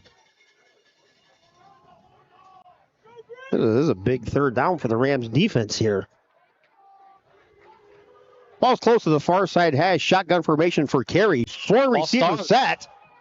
Flag has... I'll say a false start big time. They let the play take place and blew the whistle about 3 seconds into the plays. Yeah. Phoenix over here got a little happy feet and started and then backed up, and then they finally did throw the flag, but I don't be honest, I'd rather have taken the result of that play because I don't think he was going to get the first down there for sure. But India Oakley and Cheyenne Myers are the 2 girls representatives for the girls cross country team. Remember, the boys qualified as a team, right? Yes, they did. Well, just awesome representation from Tinora High School to state tournament and the regional volleyball tournament. Hopefully we can keep things moving for the Rams. 3rd down and 12. 3 receivers near side, 1 far side, straight back, drop by Bose, under pressure, Eludes Helmke, but he doesn't elude the next Rams lineman through there. Hunter Bosselman, 68 tackles coming in, and a huge sack on the play for Hunter Bosselman. It's going to bring up 4th and 14. Nice job at Hunter sticking with that play. You know, he was pressured, stepped up in the pocket, and Hunter was there to make the sack. But great job. I couldn't see who else it was from the Tinora defensive line. That Cooper Farrell. Yeah, did a nice job at finishing him off. Yeah, finishing him off and regrouping to get the sack. Graziani and DeLarber back. Oh, nice fake job over there. Punt hits at the 45. Graziani picks up at the 50, across the 45 to the 50. Looks like they grabbed his face mask. No flag on the play that I can see. But the little short punt by Braden Tanner. Nice return by Graziani. Rams will start 1st and 10 to the 50. For the boys, Paul Westrick, as Logan said, has dominated the postseason for the cross-country team. Logan Coy, Noah Meyer, Nolan Rittenhouse, Logan Baldridge, Wesley Maxwell, and Jared Neff will be representing the Rams cross-country team at state. Some of those are alts, but still the entire boys team headed down to state. Rams with a 17-14 lead, 7:46 to go in the third quarter, take over at the 50. 3 receivers near side, no far side receivers, 1 back in the backfield. Farrell takes the snap, gives the ball to Replogle. Straight ahead goes Cooper Replogle. Gets about 2, maybe 3 before he's pushed back. It's going to be 2nd and 7 from the Carey 47-yard line. Cooper would have, I think he just looked into the hole and just went straight forward. If he takes a little bit to step to the right, there was a big opening on the right side there. I was looking for Bishop down there, but he's standing over here on the sideline. He's he? walking around. Okay. Yep. Ball's in the center of the hash on this 2nd and 7 as we get close to the 7-minute mark on your Drop Zone Pizzeria. Rams with a 3-point lead.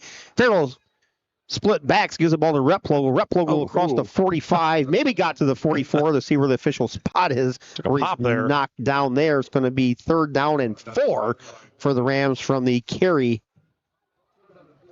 44-yard line. It's a nice hit by Mace Puckett for Carey Blue Devils. He came in there and gave him a nice little shoulder right to the chest.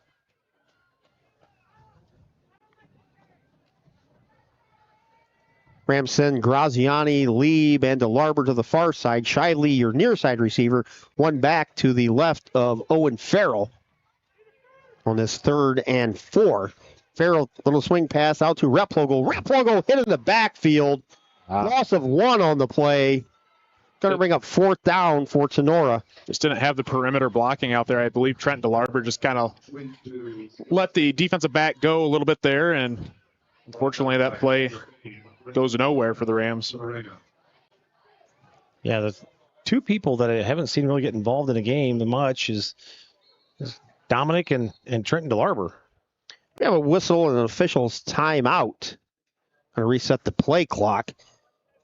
5:58 to go here in the third quarter. Rams 17, Carey 14. Winner again will play next week, more than likely at Patrick Henry on Friday night. Yeah, the way it's looking anyway, I don't see anybody giving APH any trouble.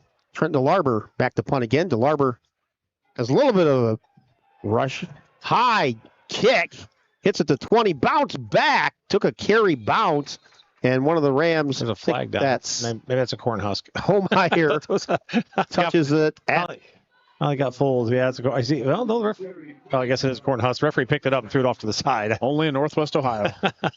Ball was touched by Alex Homeyer at the Carey 21-yard line, so the Blue Devils will take over, trailing by 3. 5:42 to go here in the third quarter. Each team all has 3 timeouts remaining. Well, I think it was a flag, guys. I think the referee threw his flag instead of the beanbag. I see him tucking it back in. I think he threw that instead of the beanbag. Ball's on the far side hash for the Blue Devils. Bowes in a shotgun formation gives the ball to Steen. Breaks it up straight up the middle. Bulls across the 25. Tackled at the Carey 29. It's going to be just 2 yards short of a first down. It's going to be 2nd and 2 for the Blue Devils. Nice play call there by Carey. What they do is they spread the field out and it'll kind of open up the box there, and Steen's able to pick up a nice gain. I was just going to say the same thing, Logan. They spread everybody out, got everybody out of the box. They'll do the same thing again. 2 receivers near side, 1 back as Bowes is in a shotgun. On the 2nd and 2, Bowes takes a snap. He cuts it up across the 30, across the 35 to the Carey 36-yard line. That's a Blue Devil first down as we hit the 5-minute mark here in the third quarter with the Rams still holding on to that 17-14 lead. No scoring so far here in the third quarter. It's 2 back-to-back runs. Carey just continues to kind of decongest that box by putting the receivers out wide and opens up those running lanes for the running backs. A decent crowd here on this Friday night. A little chilly. Game time temperature was 49 degrees on your David Frank weather forecast. It's currently 46 on the W2L weather app. Handoff. Steen bounces outside. 45-50, 45-40, 35-30. Tackled on the far side out there by Mason McQuillan. Touchdown saving tackle Thanks for to the McQuillan. speed there. McQuillan's got that speed. He's like the only one out there that probably could have caught him. Well, Tony, I think that's exactly what Carey's going to keep going to. Is they're going to keep running the football until you take it away, and then what they're going to do is they're going to lull you to sleep, and when they're in the spread, they're going to hit someone, deep over top possibly. Yeah, absolutely. That's what there's. I mean, why go away from what's working? I mean, it's been working for you all year. You don't come into a playoff game and really change things unless the team's stopping you. And the Rams have yet to stop the run. That was a 34-yard run all the way down to the Tinora 30. Steen takes about the same play, bounces off the left side, across the 25, down to the Tinora 23. Gain of 7, maybe 8 for the Carey offense here. They're just chugging away at the Rams defensive line on this drive. Yeah, they're really just having their way on the offensive front for Carey. Their linemen are doing a great job right now, and they're probably averaging 5-6 yards a carry at this point on this drive. I noticed the Rams are playing a 4-man front. I'm not sure why we're playing a 4-man front against this kind of offense, but tight formation. Bose under center gives the ball to Steen. They again go off the right side there. He tumbles forward for a Carey Blue Devil first down to the Tinora 18-yard line. Blue Devils approaching 300 yards of offense. 219 of them on the ground so far. Yeah, going to a 4-man front is not the adjustment I'd make here. They've been doing a pretty good job of keeping Carey somewhat in check first half. First 10-10 Blue Devils from the Sonora 17. Steen, same play again. Finally, the Rams stop it. Great job. Josh Lieb in there again. Came right under the feet, made a pile like we said earlier. Yeah, he had a similar play earlier in the game, had a great tackle that led the stop on defense, and Lieb's doing a nice job at filling his hole here tonight.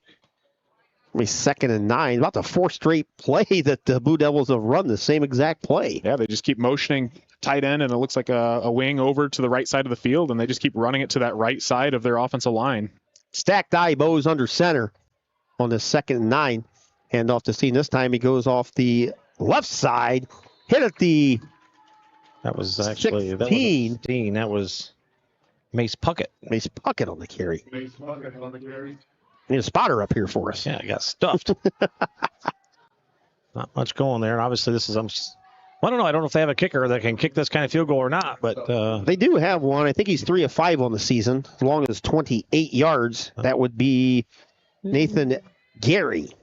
From right now, if you don't gain another yard, you're about 32. Might be close to his range. Yeah. So would they take it, or it's one of those things. Do you take it? 3rd and 7 from the Rams 15. Handoff off the left side. Steen bounces it outside, gets to the 10, falls forward to the 9, maybe down. the 8. It's going to be close to a Blue Devil first down to see where the official spot is. It's a hard thing with stopping Steen is, he continues to get those extra yards, and then he's got so much momentum behind him. He spins a little bit at the end of the run and gains an extra 2 yards. Looks like it's going to be just short of a first down. So 4th and inches. Actually, they're going to measure it, I think. We don't measure anymore, so. Well, they're staring up. Nope. Just eagle-eyed it. They give Carey a first down. Didn't even measure, which I think we've seen one measurement in maybe 2 years. Yeah. Takes too much time, apparently. But it's one of those things where if you measure it, you take out the guesswork. You measure it, it's first down. Then nobody can argue. First and goal carry from the Tinora 8-yard line. Bose under center, 3 backs in the backfield. Gives it to the up back, the first man through, which I didn't catch his number. He's hit about the 7, maybe a gain of 1, maybe 2 on the play. Dash Puckett, I believe, number 40. Dash Puckett. Carter Radzik, number 68 for the Rams, was the first one in there, and he just kind of bear hugged him and kept on trying to tug him back. It's gonna be a tough tough road to hoe here for the Rams inside the 5 against this offense and offensive line. And just been kind of running the ball kind of at will down the field here. So long drive for Carey, too. Yes. Second goal. Pitch goes to Steen. It's close to the goal line. He reaches the ball out and he pokes it in. Blue Devils take the lead. 2017, 39 seconds to go on the Steen 4-yard touchdown run.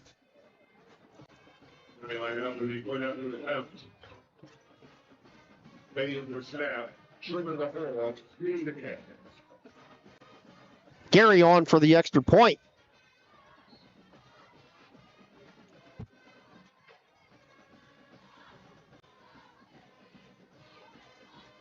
Gary's kick is up. And it's good.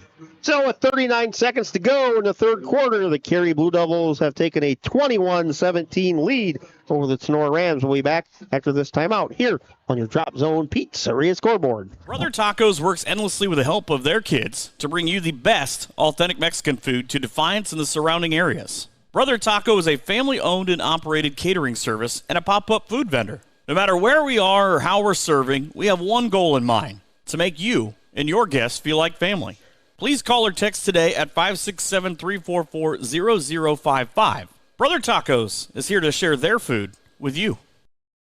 BSN Sports, the recognized leader in team athletic gear. BSN forms partnerships with educators, coaches, and students to build school pride, student engagement, and community spirit. Our partnerships give you access to the most brand names in the industry with all of the hottest products at the best prices. From Nike to Wilson to Under Armour, we can customize any team needs. Since 1972, BSN Sports has brought you the brands that make you untouchable on the field, the court, or anywhere else you play your sport. Contact BSN local sports rep Jim Garris for any of your sports needs at 419-576-8940.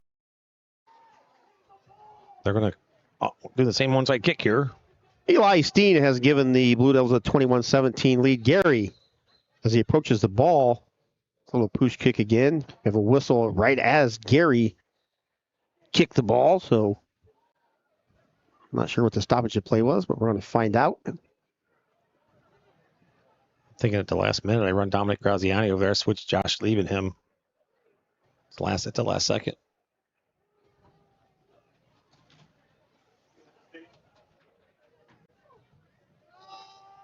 Steen has 18 carries, 133 yards, and 1 touchdown, averaging 7.4 per rush.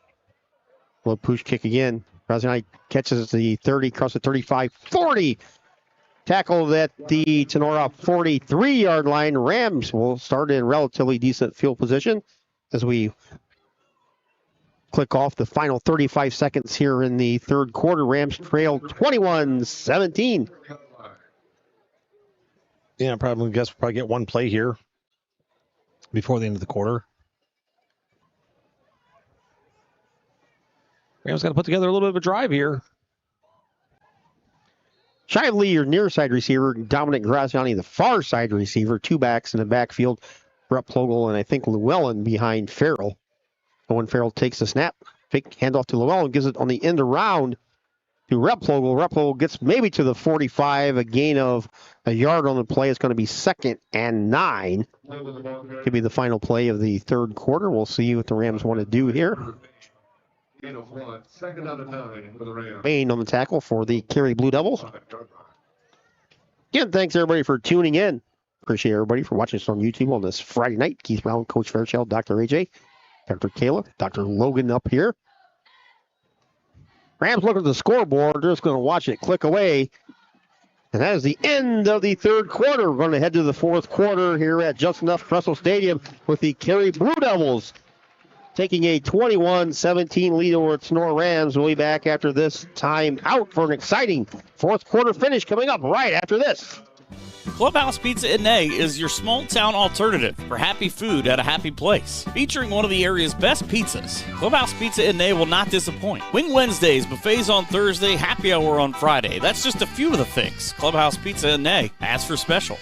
Stop out after the game for amazing food, great drinks, and an awesome atmosphere. Hours of operation are Wednesday through Saturday, 11 a.m. to 2 p.m. and 4 p.m. to 9 p.m. Or order some takeout at 419-658-2720. Come by for a visit at 210 East Main Street in Nay, or check them out on Facebook at Clubhouse Pizza Nay. Rachel and Jason Gilliam and the great staff at Clubhouse Pizza Nay are proud supporters of the Rams.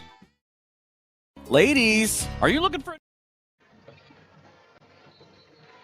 Back here, getting ready to start the fourth quarter. Blue Devils will take a 21-17 lead.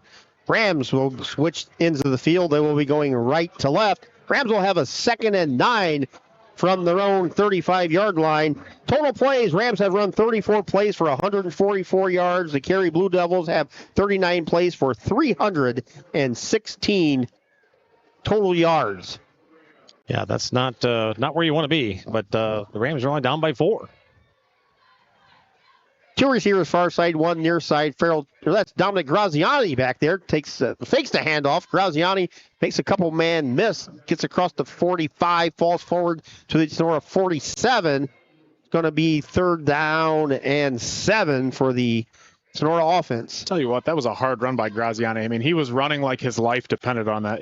I want to see, maybe a little bit more of that. Just give him some handoffs in the backfield and see what he does with the football. Yeah, I got to get DeLarber involved as well in this play.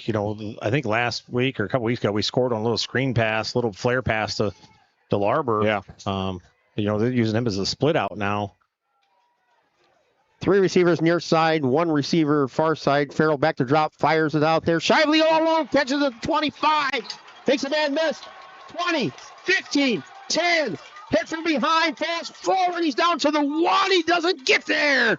Shively with the reception from Farrell, caught it on the near sideline, took it all the way. There's a flag on the field, Yeah, guys. there is a flag, but it came out at the snap.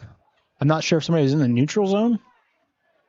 It came out at the snap. Obviously, it wasn't blown dead, so I'm not thinking it was a false start. Illegal formation, maybe? They're backing us up. Surprise, surprise. Another huge play. Rams would have a 1st and goal. False start. Why was it not blown The dead play then? not get blown dead. Yeah, what? We've seen about 3 or 4 plays blown dead here tonight after the play has started. No, I will latest say, false start I've ever seen. The false start was thrown immediately. The flag came out at the snap. That's why I thought maybe neutral zone. Oh, it did come out. Yeah, on the snap? it was out as soon as the ball was snapped. So I was thinking neutral zone because why else would you let the play go on? But in high school, there is no. I mean, if they're in the neutral zone, it's dead right away. So I don't know why they let it play out like I'm not that. sure. Yeah, I mean, college you can do that. Yeah, if they get in the neutral zone, it's a free play. But in high school, I mean, everything's blown dead right away. So another big play. That would have 1st and goal from the Rams inside the Carey 5. That was 3rd down, so that marches the Rams back 5. It's 3rd down and 12. Ball's all the way back now to the Tinora 42-yard line. Another huge play taken away by a penalty. Farrell fakes a pitch. Waggle to the far side, looks, pumps, fakes, fires out there. Trent DeLarber Caught it. No, he dropped didn't. it at the 30-yard line. That would have been enough for a 1st down. DeLarber over by the Carey bench. Looked like he had the ball and just couldn't reel it in. Be 4th down for Tinora. Bishop's going to come out and try and punt this one away. He got a limp. Yeah, a little bit of hitch and a giddy up, as they always say. Got a little bit of a limp there. 10:43 to go here in the 4th. Carey 21, Tinora 17. Farrell just 8 of 15 for 83 yards here tonight. Bishop kick from about his 30. High snap over the head of Bishop. He goes back, picks it up, tries to kick it, somehow gets a line drive kick away, hits it to 45 across the 50. It's rolling down to the Carey Jeez. 36. Wow. And the Rams just averted a major disaster. And what a recovery by Jacob Bishop, who's basically out here playing on one leg. For Bishop to get that ball off, I mean, that is absolutely huge. If not, Carey's getting the ball within their own red zone, and they're getting ready to punch it in for a touchdown right away. But, wow. That's unbelievable. That's not the thing you want to do to the, Jacob's out there, like he said, kind of running around on one wheel. Obviously, he can't jump as high, but I don't think he would have caught that if he wasn't. And then the ball snapped high there, and he was able to go back and get it and still get a decent kickoff. Not what you would want. You wanted that down about the 10, but took a nice Tinora bounce, too. 10:30 to go here in the 4th. Carey starts from their own 37. Steen straight ahead across the 40, falls to the 41. It's going to bring up 2nd down and 7 for the Carey offense. Steen well over. 100 yards here tonight.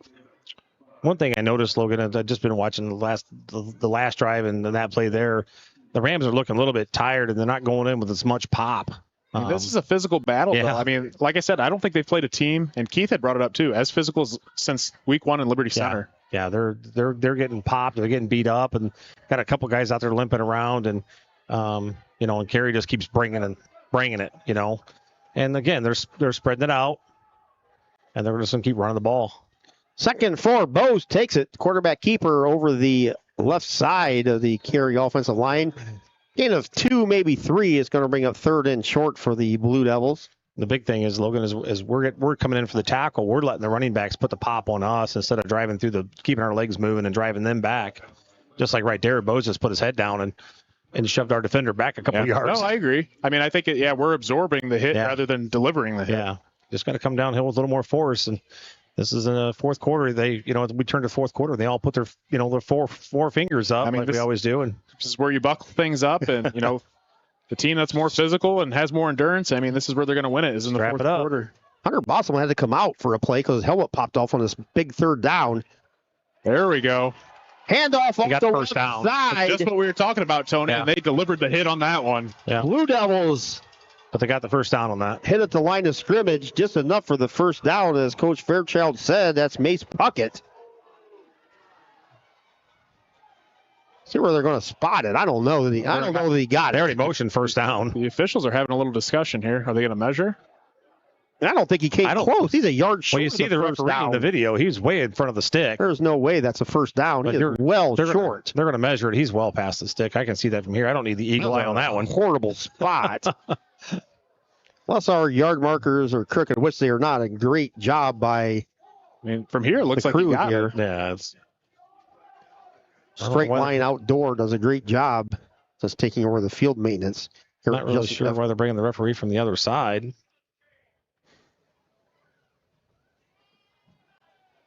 So clearly. Put the sticks out, and they had the first down by the length of a football. So that's going to be a Blue Devil first down, but I don't actually know that that's where the ball carrier actually got to that yard marker. But the line judge on the other side, he was marking it first down right away.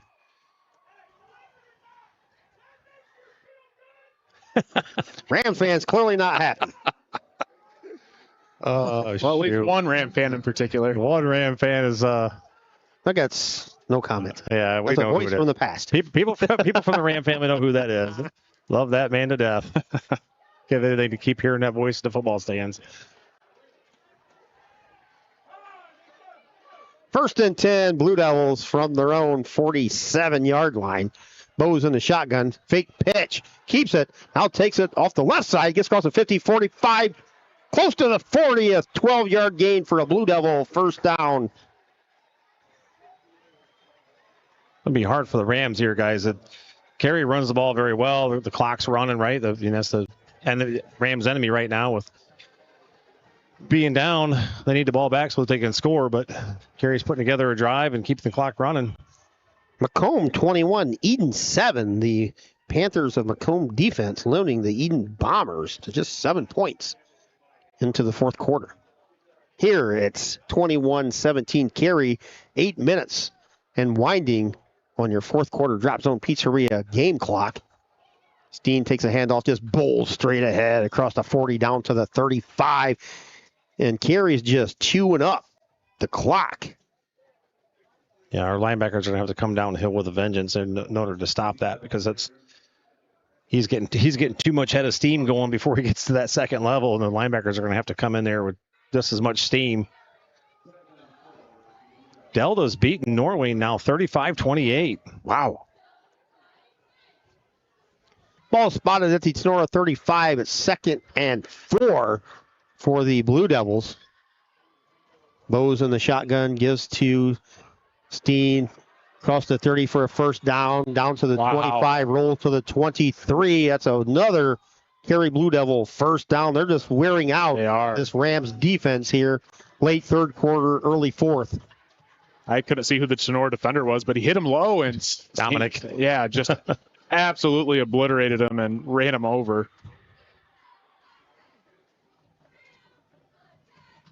Shout out to Wes and Vicky, the Zweebles, always watching us up here on Friday night.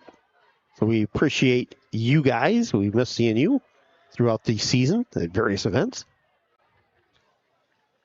First down, Blue Devils from the Tinora, 25. That was a nice tackle by Trent Delartner. Yeah. The carry, and he is submarined at the Tinora 24. No gain on the play. It's going to be 2nd and 10. A nice angle there by Trenton. Was able to come in for the diving tackle right at the ankles. That's what you got to do. Rams need a turnover or a stop here as we're halfway through the fourth quarter, approaching the 6-minute mark. Carey is taking their absolute sweet time, and, why wouldn't you? I mean, you run the ball, and clock is your friend right now, too. They're going to run the ball or run the clock, play clock down to probably under 5 seconds and snap it each and every time here. Phoenix in motion. He stops. Bose start with the handoff, and this play is stopped on the false start. I didn't, no, not to go back to that play, but I didn't hear any whistles. I don't think it was whistled. There could be false start on Tinora. It could be an illegal formation, and I think in an illegal formation they allow the play to continue, if I remember right. I'm not 100% sure on that, but I think in an illegal formation, if they have too many guys in the backfield, they might let the play continue. I don't remember, which is the same signal. Illegal procedure or whatever, too many men in the backfield. I think they let that play continue. Blue Devils with 42 carries for 281 total team yards here. Penalty backs them up 5. It's going to be 2nd and 15. Ball spotted just inside the Tinora 30. Pitch out here to the right side. Steen hit at the line of scrimmage, falls forward for a gain of 2, maybe 3. Still had him tackled in the backfield. The initial hit was in the backfield, and he still fell forward for a few yards. I don't know that this kid can ever be tackled for a loss. He's just an old school runner. Like I said, flashback from earlier, we said he's like somebody from the 80s, early 90s that you would see. The only thing he's missing is the neck roll on the shoulder pass. There you go. I haven't seen a neck roll for 2 decades. The old all-stot kind of back. A big third down here as we're under 5 to go. It's 3rd and 13 from the Tinora 26 for Carey. Bose in a shotgun, gives to Steen. He goes straight up the middle, falls across the 25 to the 24. And Steen just does that little move there at the end. As he's coming down, he does a little spin move, and he gains an extra yard to 2 yards. But that's really been adding up for Carey all night long. 4th down here for Carey. 4th and 10. See what the Blue Devils want to do. Special teams coming on. They're bringing the field goal unit in. I mean, doing what the Rams do. If you miss it, it's in the end zone. It's like a touchback, so the ball goes to the 20. So it's going to be a 41-yard attempt by Nathan Gary, who's 3 of 5 on the season. Yeah, so I would be dropping somebody back there like that, just as Mason McQuillan drops back. Jason Sherman on the hold. Kick is long enough. It's a little bit to the right side. So the kick is no good. Rams will take over with 4:07 on the game clock and 3 timeouts. Tinora trails 21-17 here in the fourth quarter. Drop Zone Pizzeria scoreboard. We know the Rams can score quick. Obviously, they were down at the half-yard line down there last time. Again, got negated by the penalty, but so we can get down there quick.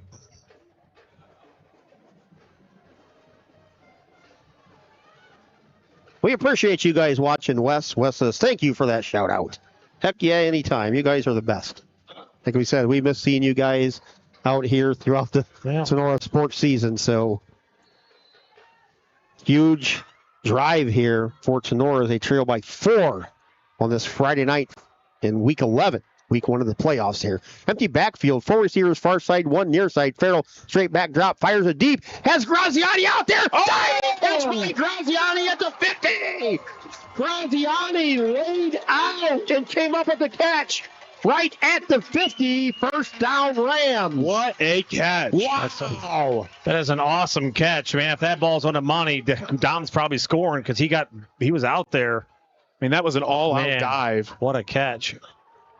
That is a highlight reel catch. We've had 3 highlight reel catches tonight. Boy, oh boy. Game clock's at 3:40 and winding. Rams need to put it in the end zone to take the lead. 3 receivers near side, 1 far side, 1 back in the backfield. Farrell takes a snap, drops straight back, looks, he's under pressure, comes near side, drops for a big sack all the way back at the Tinora 35-yard line. That's a 15-yard loss at the most inopportune time. Crucial. And first down, guys. Carey only brought 4 guys rushing. Another big loss on first down. Just a staple of Tenora's offense this year. It's like sometimes they take 1 step forward, 2 steps back, and right here, there's the same thing happened at Paulding, guys. After that big catch by Graziani, Carey's defense responds with a huge sack against the Rams. Rams break the huddle. 3 receivers far side, 2 receivers near side, empty backfield. Owen Farrell, sophomore quarterback, takes a snap, flush, goes far side under pressure, looks, throws it back across his body, and it's intercepted at the 47-yard line. Blue Devils with a huge interception. That was Dash Puckett. Seen Farrell throw across his body all year, and this time it comes back and haunts the Rams. 2:44 to go in the fourth quarter. Blue Devils take over first and 10. They lead 21-17. Yeah, I think that's just an inexperience, mistake. Anytime you're on the run and you try to throw across your body, that's a risky throw, and it comes up in an interception for Carey. I'm not even sure where he was going with it. I don't know if he was looking for Owen Reynolds there or... Rams have 3 timeouts, but need a stop here. Bose hands it off to Steen. He barrels down to the Tinora 45. Rams use one of their 3 timeouts. Going to be 2nd and 8 for Tinora. 2:37 on the game clock here.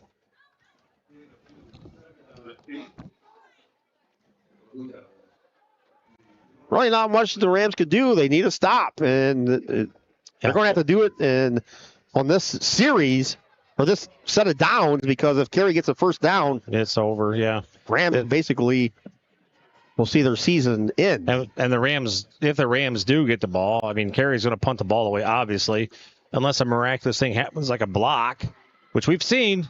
You call the Rams the cardiac kids if you want to call them that, but they're going to have to go a long way, more than likely, with no timeouts in order to, try to win this game. So, but first things first, they got to stop. They got to stop Carey here from getting a first down.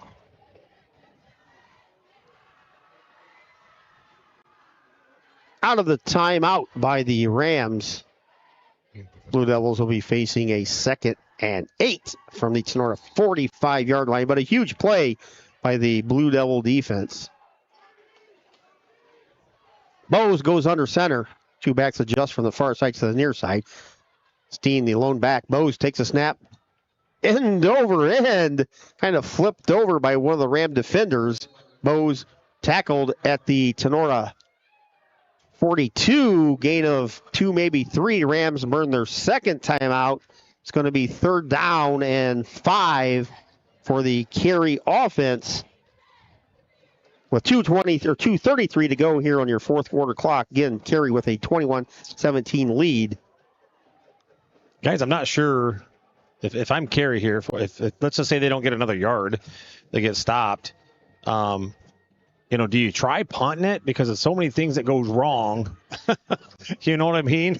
I don't want to punt. You see block punts all the time, or something crazy on a return, or do you just go for it? And if you make it, you make it. If you don't, you make the Rams go 60 yards. If they don't get this, even if they get a couple yards, I think they go for it. The running game has been unstoppable all night. They've at least been averaging 5-6 yards a carry. Yeah, I think if they don't get it, or if they even get a yard or 2, they're for sure going for it. Unless it's some huge loss and Homeyer gets a sack, which they're not going to pass it here. Right. So. Yeah, I don't think you punt the ball away here. Too many bad things could happen. Your defense has been playing great. Yep. This is 2-down territory for Carey because, their running back's not going to get tackled for a loss either. We just talked about that. Our good buddy Gary from Ayersville says he reminds him of Chris Schlachter from the 80s. That's exactly right, Gary. 3rd down and 5 for Carey. Pitch goes to Steen, waits for his blockers, goes off the left side, lunges forward. He's going to have a first down. Maybe not. Nope, they are. Okay, they're moving forward. That first down will give the Carey Blue Devils a new set of 4 downs. Rams have just 1 timeout remaining. May have a measurement over on the far side. Whoa, 2 measurements in the same game, fellas. Back up here. It looks like he has the first down. I don't know why they're I'm guessing it's going to be close. If he doesn't, they're definitely going to go for it. It's a quarterback sneak, and it's easy for him. So going to have to get the credit card out here and put between the. unless you pull a South Carolina referee or South Carolina Michigan referee thing. No, they didn't make it. Getting ready to pull the chains out to see. Basically determine the fate of the Rams. Everybody's looking at it. Look at the coach is down here. He's looking, trying to get an eagle-eye view there for Carey. That's first down. And the Blue Devils have a first down with 2:17 to go here in the fourth quarter, leading 21-17 over Tinora. Bulldogs can't take a knee here. Can't run that much time off. Play clock's at 40 each down, so 40 times 4 is 160. Just continue to hand the ball off. The only thing you can't do is fumble. So ball security is the number one thing here. Which they have actually fumbled once tonight. So, but you got to figure he's going to have 2 hands on the ball and try and get a third. If he had a third hand, he would have that on the ball as well. Blue Devils lined up in the stacked die. Bose goes under center, gives it to the second man through Mace Puckett. It's tackled at the Tinora 35. You have a flag on the play. Something on. That was a really Holmeyer. late flag. Holmeyer's laying on the ground on his butt. Don't have a dead ball on sportsmanlike conduct against Carey. Ooh. So that's going to march the Blue Devils back. I didn't see what happened there. Did you happen to catch that? I saw Alex Holmeyer just out here over by himself when he's got his arms in the air like, hey. On the ground. It was well after the play. So that will save the Rams a timeout. And that will take the ball back 15 yards. Let's see what happened here. Holmeyer's laying on the ground. Well, not sure there, but. Just 11 just stepped over top of him, I guess. They're calling us unsportsmanlike. I don't know. It was Chase Stone for Carey. I didn't really see. Yeah, a little cheap really, there, maybe. I mean, that's just I don't know. Regular football. You know, he played close to 48 minutes here tonight. And stepping over top of him, I guess, is what he's calling. I don't know. Who knows? That takes the ball back close to the 50. They're going to put it at the Tinora 49. I really don't think Carey cares. It's going to be. They need a first down, then it's definitely in the books. But first down and 21 for Carey. The Rams only have 1 timeout. Well, they called a timeout there, but the clock stopped on the penalty. Because it was a dead ball, so I don't know if. So they get the timeout back.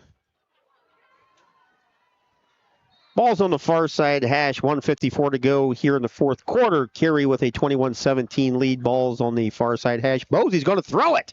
Looks, he goes back to pass. Still looking. Now he's going to tuck and run. Gets across the 50 to the 45 where he just falls down. Very smart of Bose. Didn't let the Rams defense drag him out of bounds. Timeout to Nora. 1:44 on your game clock here. It's going to be second down. And about 14-17. Second and 17. So the Rams defense is out of timeouts. There's 1:44 on the game clock. I got to figure they're going to burn close to all 40 seconds. So third down would be 1 minute. It's a chance that someone's going to get the ball back here, guys. Not really a lot of time left. No, not a lot of time left. Almost no time left. But they're going to run. This is third down. They run 40 seconds off the clock. It takes it down to a minute. They got to snap the ball. It'll be fourth down. Be right around a minute left when the Rams get the ball back. This is one of those little rules we need to find deep in the rule book where the clock can stop somehow. Yeah. Like what Oregon? Wait, what was it? Oregon did Ohio State or 12 minutes on the field. Yeah, but they got the clock to run then. We don't want the clock to run. Well, that's not even possible now because they changed that rule right after the game. Yeah, literally right after the game they changed that rule. Well, that's because the coach was bragging how smart he was. Here, third down and 17. Ball spotted at the Tinora 45. Again, Rams defense out of timeouts. 1:43 on your fourth quarter. Drop Zone Pizzeria game clock. Carey 21, Tinora 17. Winner will play Patrick Henry next Friday night at Patrick Henry. We talk about penalties, guys. That penalty right there was huge for Carey. that stopped the clock and allowed the Rams to save a timeout, which changes the, like I said, the Rams could end up getting the ball back here. So Bose in the shotgun, ball's on the near side hash. Bose hands it off. Steen across the 45, falls forward to the 43. Going to bring up fourth down. Play clock should be running. Play clock should be running. Get interesting here down the stretch, and we know that Tinora is known as the Cardiac Kids. We've seen it multiple times this year. Fairview, we've seen it in Paulding. Rams may get the ball back with about 50 seconds on the clock on this 4th and 15 for Carey. Carey may just wind the clock down to 1 second and burn a timeout themselves. Yeah, well, I guess that's what they're doing. They're just standing over there. So run it down. Yeah, the Rams will get the ball offensively about 50 seconds, and depending on where they're at with the ball. Play clock's at 7. Game clock's at 1 minute, so it should stop with about 53, 54 seconds. We'll see. Actually, 57 seconds when Carey burns the timeout. So the Rams, we've seen 2 or 3 block kicks this year's guy, Alex Homeyer. And Jacob Bishop. Well, Jacob's probably unable to block a kick tonight. But like I said, that penalty for Carey was huge right there, because the Rams probably wouldn't have got the ball back with any time if they did. I mean, because they probably would have continued to hand the ball off for a first down, driving for a first down there. But, ended up behind the sticks like that. They had to try to throw the ball, so they didn't get anything. But don't give the Rams a chance here. Guys, and this is where I'm going to say it too, with Tinora 0 timeouts. This is where, if you're a coach, you got to be going over situational awareness. And when you get the ball on offense here, assuming they get the ball on offense, you got to really work the sidelines and make sure you get out of bounds and not strain for yards. At this point, the clock is more important than yardage, so you got to get out of bounds. You have to. It's a must. Yeah. The other thing we got to do is we're going to be going after this kick. You got to stay off that kicker. He tried to flop last time, and Homeyer was pretty close to him. He took a dive, trying to draw the flag, and if it happens to make contact and gets that flag, then it's over for the Rams. So got to be really careful here. Rams don't have anybody back deep yet. Now McQuillan retreats just a bit. Looks like they may actually try and they can't go for this, can they? Oh, they might. You think they'll pooch on it? Yeah. Well, pooch, but Bose is in the shotgun. I think they've done that before in years past. Takes a snap. He goes back. He's going to try and throw it. Throws deep. Way over the head of his intended receiver. The Rams are going to take over 1st and 10 from their own 37-yard line. Wow. Rams have 50 seconds on the game clock, and as Coach Fairchild and Logan said, there's no timeouts left, but the Rams offense, as we've seen against Fairview in the second half, can march down and score in under a minute. Guys, they scored basically almost scored on a play just a minute ago with Shively. Broke it off and got down there, but there was a penalty on that play. That's the one thing I'm going to say right now. Rams cannot afford a penalty here, because that'll run time off the clock. And this is pretty solid field position for Tinora, starting on their own 43. I mean, you nearly got the ball at the 50-yard line, so. Rams break the huddle. Send 4 receivers far side, 1 receiver near side. Empty backfield. Graziani, I believe, is your near side receiver. Rams trail 21-17, 50 seconds to go. Farrell straight back drop. Throws it deep. He's hit as he ran. Graziani's out there. Flag. Passes over the head of Graziani, but a flag at the 30. Pass interference. Yeah. I think it's going to be pass interference. Might be defensive holding or pass interference. I like them both. One flag was thrown early. One flag was thrown late. I think you got both penalties there. Yeah, they were all over Graziani on that. We're calling holding. What's the other guy calling? Pass interference is going to be better for us. Defensive holding. See where they officially mark the ball. Coach Becker obviously wants the pass interference. Holding is just. It's 10 yards, I believe. Holding's 10 yards. The pass interference would be 15. Yeah, the holding penalty puts it in Carey territory at the 47-yard line. Still, but how beneficial is that? The clock huge. The clock is stopped, and they got a free 10 yards out of it. Yeah. 43 seconds on the game clock. Rams send 3 receivers far side, 2 near side, empty backfield. Farrell shotgun, deep drop, looks, under pressure, steps up in the pocket, fires out there, has a man. DeLarber catches at 35. That's spike the ball, guys. 30. That's a first down. The clock stops on the first down. Rams have a 1st and 10 at the Carey 30-yard line. 35 seconds on the game clock. Farrell goes under center and immediately spikes it. But a huge completion from Owen Farrell to Trent DeLarber.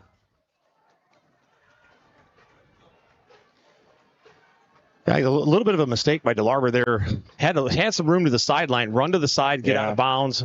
I don't know that it would have taken any more time, honestly. Might have actually wasted more time running to the sideline, but you would have picked up maybe a couple more yards. But either way, nice play, nice catch. DeLarber and Dominic are the guys you got to get involved here big time. 4 receivers far side, 1 near side empty backfield. 29 seconds and winding here. Farrell under pressure. Steps up, looks, fires it out there. Get out of bounds. Ball's caught at the 20.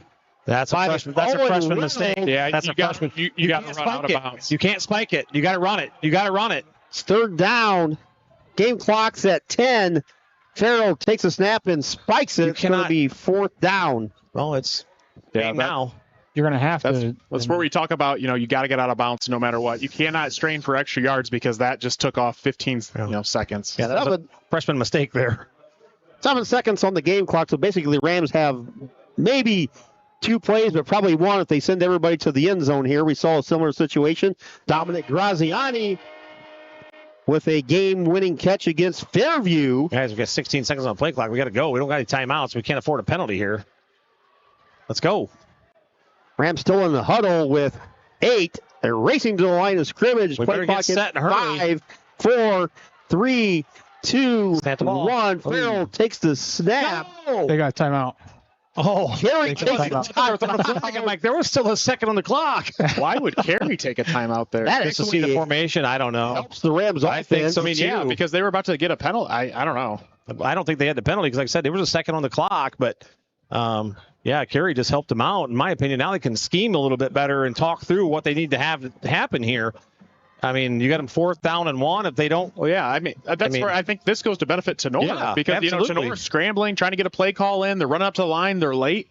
They're all kinds of shambles, and Carey calls a timeout. Kind of surprised by the call there. And guys, I'm going to be honest. I know Jacob Bishop's hurt with a hurt ankle. Unless it's severe, his butt goes in the game right here. I'm telling you right now. Unless he can't go, he goes in there. If nothing else, he's a decoy. He's better. He'll be a decoy there on the.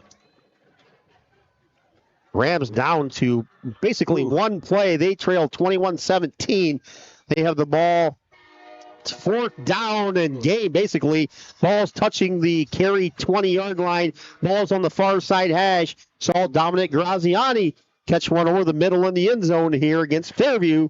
See what the Rams and the offensive staff has drawn up here on basically this play will decide if your season continues to next Friday night. Guys, do you try to get a 1st down quick or you just go to the end zone? Farrell takes a snap, straight back drop, has lots of time under pressure now.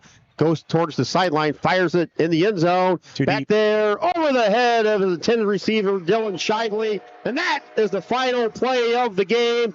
Carey with a thrilling 21-17 win. The Blue Devils move on to next Friday to face the Patrick Henry Patriots. The Tinora Rams season comes to an end at 7-4. You are your 2024 GMC champs at 7-0. Carey improves to 6-5. As we said, they will head to Patrick Henry to take on the state-ranked Patriots next Friday. We'll be back with our final post-game show here of the 2024 season. The Bidlack and Insurance and Investments post-game show will be coming up right after this here, Tinora Rams Live.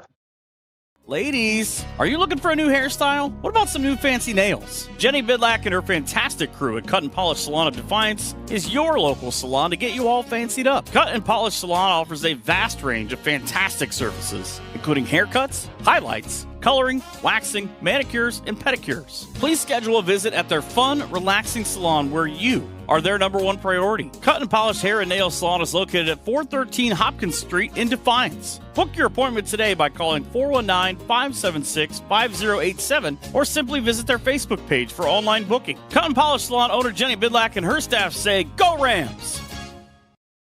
Who has the best pizza in the area? Well, for 4 of the last 5 years, it's Drop Zone Pizzeria in Ayersville and Stryker. From amazing subs to mouth-watering wings to their famous pickle pizza, Harold, Liz, and the crew are always making something spectacular for their customers. Drop into Drop Zone Pizzeria's 2 locations in downtown Ayersville at 13995 Fruit Ridge Road, and also at 301 South Defiance Street in downtown Stryker. Or order by calling Ayersville at 419-395-2525 or Stryker at 419-990-2525. Online ordering is available at toasttab.com. Be sure to visit them on Facebook at Drop Zone Pizzeria. The Drop Zone Pizzeria says, "Let's go, Rams!"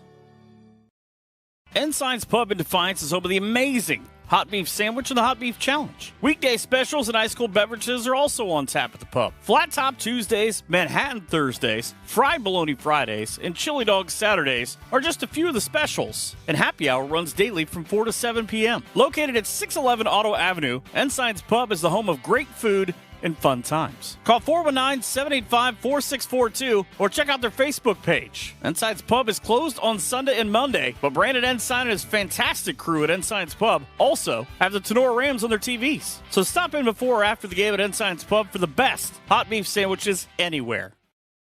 Fairchild Family Chiropractic is happy to announce that Dr. Kayla is now accepting new patients. Long-term wellness continues to be our goal for families of Northwest Ohio. We help you achieve this goal by working closely with you and personalizing your treatment plan based on your needs. Come see Dr. AJ and Dr. Kayla at 100 Stadium Drive in Defiance or give them a call, 419-576-5070, to schedule your appointment or book online at fairchildfamilychiro.com. Dr. AJ and Dr. Kayla, proud members of the Tinora Athletic Boosters, say go Rams.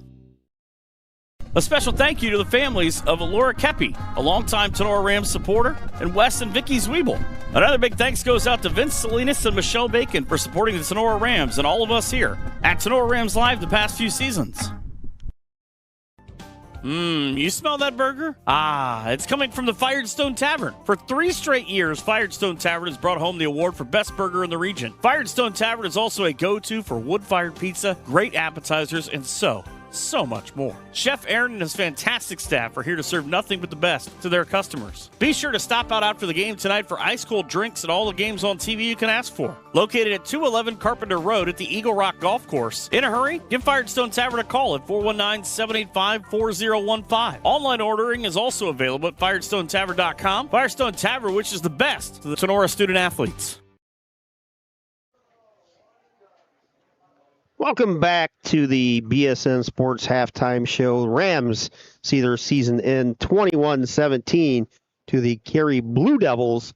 Welcome, as we said, to the Bidlack Insurance and Investments post-game show. Recap the scoring. Blue Devils got things started right away. 10:34 in the opening quarter, where Trip Phoenix hauled in a 60-yard touchdown pass from Bose. Extra point by Gary gave them a 7-0 lead. Rams came right back and tied it. 5:51 to go in the first quarter. Josh Lee with the heck of a catch in the corner of the end zone from Owen Farrell from 21 yards out. Jacob Bishop tied the game at 7 with the extra point. Right at the end of the first quarter, 1:46 remaining, Mace Puckett with a 42-yard touchdown run. Gary's extra point made it 14-7 Blue Devils. Cooper Replogle, 9:50 into the second quarter with a 6-yard touchdown run. Bishop's extra point tied the game at 14. And right before the half, Jacob Bishop's 37-yard field goal gave Tinora a 17-14 halftime lead. The only scoring in the second half came with 39 seconds to go in the third quarter, where bruising running back Eli Steen carried a 4-yard touchdown run in. Extra point by Gary made it 21-17. Rams had their chances in the fourth quarter. A couple penalties negated huge gains. But Logan's down there with Coach Becker. So we can go down to Logan with a post-game interview with Coach Becker. Down here with head coach of the Tinora Rams and Eric Becker. Coach, you guys had a tough loss tonight. You guys played a hard-fought battle. What are your thoughts on tonight's performance? Yeah, I think we left some stuff out there. Kind of got off kilter there for a little bit, got behind the sticks. You know, it is what it is. It doesn't help when, I'm probably going to get in trouble, but I don't care. I really don't care at this point in time. When you're playing against more than 11 people on the field, it's just sometimes it doesn't feel fair. So, I'm proud of our seniors. They fought hard. At the end of the year, once you get to this time, only 7 teams finish the year with a win. So it's hard. Overall, you guys started off the year with a tough start, but I would say, you finished with 7 wins in a row. You win the GMC title outright. Just talk about the season in general. They're super proud of these kids. It's hard. It's going to be hard on them right now. They got a lot to be proud of. You won the GMC outright. That's 3 titles in 4 years for this crew. That's 5 straight years of making the playoffs. It's first time in school history. So, there's some stuff behind these kids. So they got the medal, they got the grit. And, just unfortunately tonight we came out on the wrong side. All right. Appreciate it, Coach. Thank you guys. Another fantastic job by Logan. Obviously, Coach Becker frustrated, loss of words. But a fantastic season, as Coach Becker said, by the Tinora Rams. 3 out of 4 GMC titles. You can't ask for anything more than that. But finishing our Bidlack Insurance and Investments wrap up as far as the game summary, Rams got the ball back with 50 seconds to go and actually drove down the field and had a chance for a win as they got to the Carey 20-yard line, and a pass by Owen Farrell with 7 seconds to go. 4th down pass, basically as the final play of the game, was incomplete as it sailed over the heads in the back of the end zone for the intended receivers. But fantastic game here tonight. Carey Blue Devils, congratulations to them. They're going to be a heck of a team. And boy, oh boy, can they run the ball. Oh, geez. 302 rushing yards for Carey tonight on 50 carries. One thing I want to do real quick, Keith, give Carey a shout out. I saw a lot of good sportsmanship from those guys, helping each other off the ground, reaching down, giving the Tinora guys a hand, getting them off the ground. That's a class act team, and they're obviously coached well there, and I got to give them credit for that. Oh yes, definitely. Carey have a fantastic program. Most consider this a down year at 5-5. Yeah. The 2021 state champs, and head coach Mershman over there has done a fantastic job. You look at his overall career record. It's well over the 700 win mark. So Carey does things right over there, and we wish nothing but the best for the Blue Devils. Overall record of 71-26 for the head man for Blue Devils coach Mershman. So, but frustrating, as Coach Becker said. He could hear his frustration in his voice, but Rams left it all out there on the field, and all you can ask is you have a chance to win the game, and Rams had one final play and just didn't wind up like that. So yeah, that's put yourself in a position to win, and penalties, guys, big time. Yeah. And just say the penalties, the Rams had the penalty, where Dominic drove the ball all the way down to the goal line and got called back for a penalty, and then the penalty there when Shively scored, or just shy of scoring down there, again had the ball inside probably the 2-yard line, and another big penalty took him back out of that. And then right here at the end on Carey, the penalty on Carey there was huge. Gave the Rams a chance to get the ball back. If the Rams might have got the ball back anyway, but it would have been with just seconds on the clock and not basically a whole minute. So penalties can be costly, and I think penalties here definitely cost the Rams. Yeah, I agree with everything that you said, Tony. And, with Carey Blue Devils, that's a really good team there. I had been saying it coming into this game. That is not a 5-5 team. They are much better than a 5-5 and 12 seed team. Yep.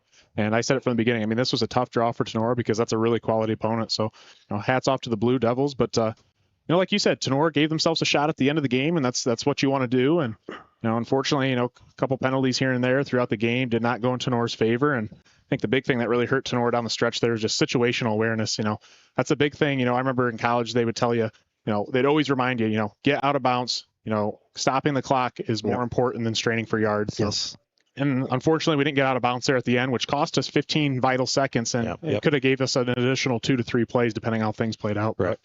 No, just appreciate Coach Becker taking time to do that interview too, because that's tough. It's tough to do, especially when you're on the losing end of things. So really appreciate him, and overall fairly successful season out of Tinora. I mean, start off the year 0-3. Tough losses to a tough non-conference schedule, and then they rattle off 7 in a row and win the GMC outright. So it's just unfortunate that Tinora has 2 GMC titles over the last 2 years, but they just cannot get out of the first round. It's just tough. Yeah, the injury to Jacob Bishop in the game, guys, too, right there before halftime was huge. Jacob didn't play in the second half, and he's an offensive threat in some of those pass plays right there underneath. He was always a big target underneath, and that kind of hurt us there towards coming down the stretch there, but. Shout out to the Rams 2024 senior class. Mason McQuillan, Dominic Graziani, Trent DeLarber, Cooper Farrell, Devin Llewellyn, Jacob Bishop, Alex Homeyer, Alex Schablin, Hunter Bosselman, and Dominic Mills. The cheerleading seniors of Julia Plasman and Addison Tussing. But fantastic senior class, guys. I mean, you couldn't ask anything more than what the senior class has done for the Tinora football program. As Logan said, 3 out of 4. GMC titles, rallied from an 0-3 season start for a GMC title. This team just literally never gave up and played to the final second every single week. Yeah, probably one of the most resilient bunches I've ever seen out of a Tinora team. All the comeback wins they've had late in the game. And like I said, Fairview, Paulding. There's a couple other games that are really tight too. But pitched quite a few shutouts this season. 4 shutouts on the year? Yeah, I believe too. So this is I don't mean to interrupt you, Logan. This is a team that you always talk about. How are they going to respond once they get punched in the mouth thing? And these guys just never, they always kept coming back for another punch. They would come back and they would fight back a little bit every time. And they would take those punches in the mouth and come right back at it. Yeah. One thing I will say, I mean, I think this group for the most part played well as a team. First 3 weeks, I think there was a little bit of tension because they're obviously starting the season off 0-3. You play a really tough 3-game non-conference schedule. You drop a tough one to Archbold, you should have won. And these kids could have just gave up on the season. They could have just went their own ways and, could have been selfish about things, but you saw week 4, Dominic Graziani. He ended up making the switch from quarterback to wide receiver / running back. I mean, that's a tough move to make, especially when you've been a starter, but he was accepting of his role and he played it really well. And, Owen Farrell stepped up and just a great team effort. I mean, the list can go on and on about everyone this year, but I mean, you'd love to see things go longer in terms of postseason play, but obviously at the end of the day, there can only be one winner and there's unfortunately a loser as well. So. Yeah. It's tough. I mean, your last game as a senior, I mean, I'm sure you guys remember. I mean, it's tough. This is the last time a lot of these kids will ever play football, a meaningful game of football. I mean, you can go play rec league football, but to play for your community under the lights, there's nothing quite like it. That was that little Kirk Cousins segment that I shared. It was 45 seconds long, and he said he's successful college player at Michigan State, successful NFL player, but he just goes back to his high school days. He said there's nothing like it. So I've been to Super Bowls, Pro Bowls, but nothing can take me back to Friday night under the lights. And as you guys know, I mean, it's fantastic. I mean, you just can't explain it. So, and I mean, just look at the colleges, guys. I mean, what are the biggest games? They're the games under the lights. Yep. I mean, typically the games are the biggest ones are the ones under the lights each week, and just nothing like playing underneath the lights on Friday night. Look at the final plays. Rams ran 45 plays for 196 yards. Carey had 55 plays, 376 yards. Owen Farrell was 11 of 23, 146 yards and a touchdown. Rams 22 rushes for just 50 yards.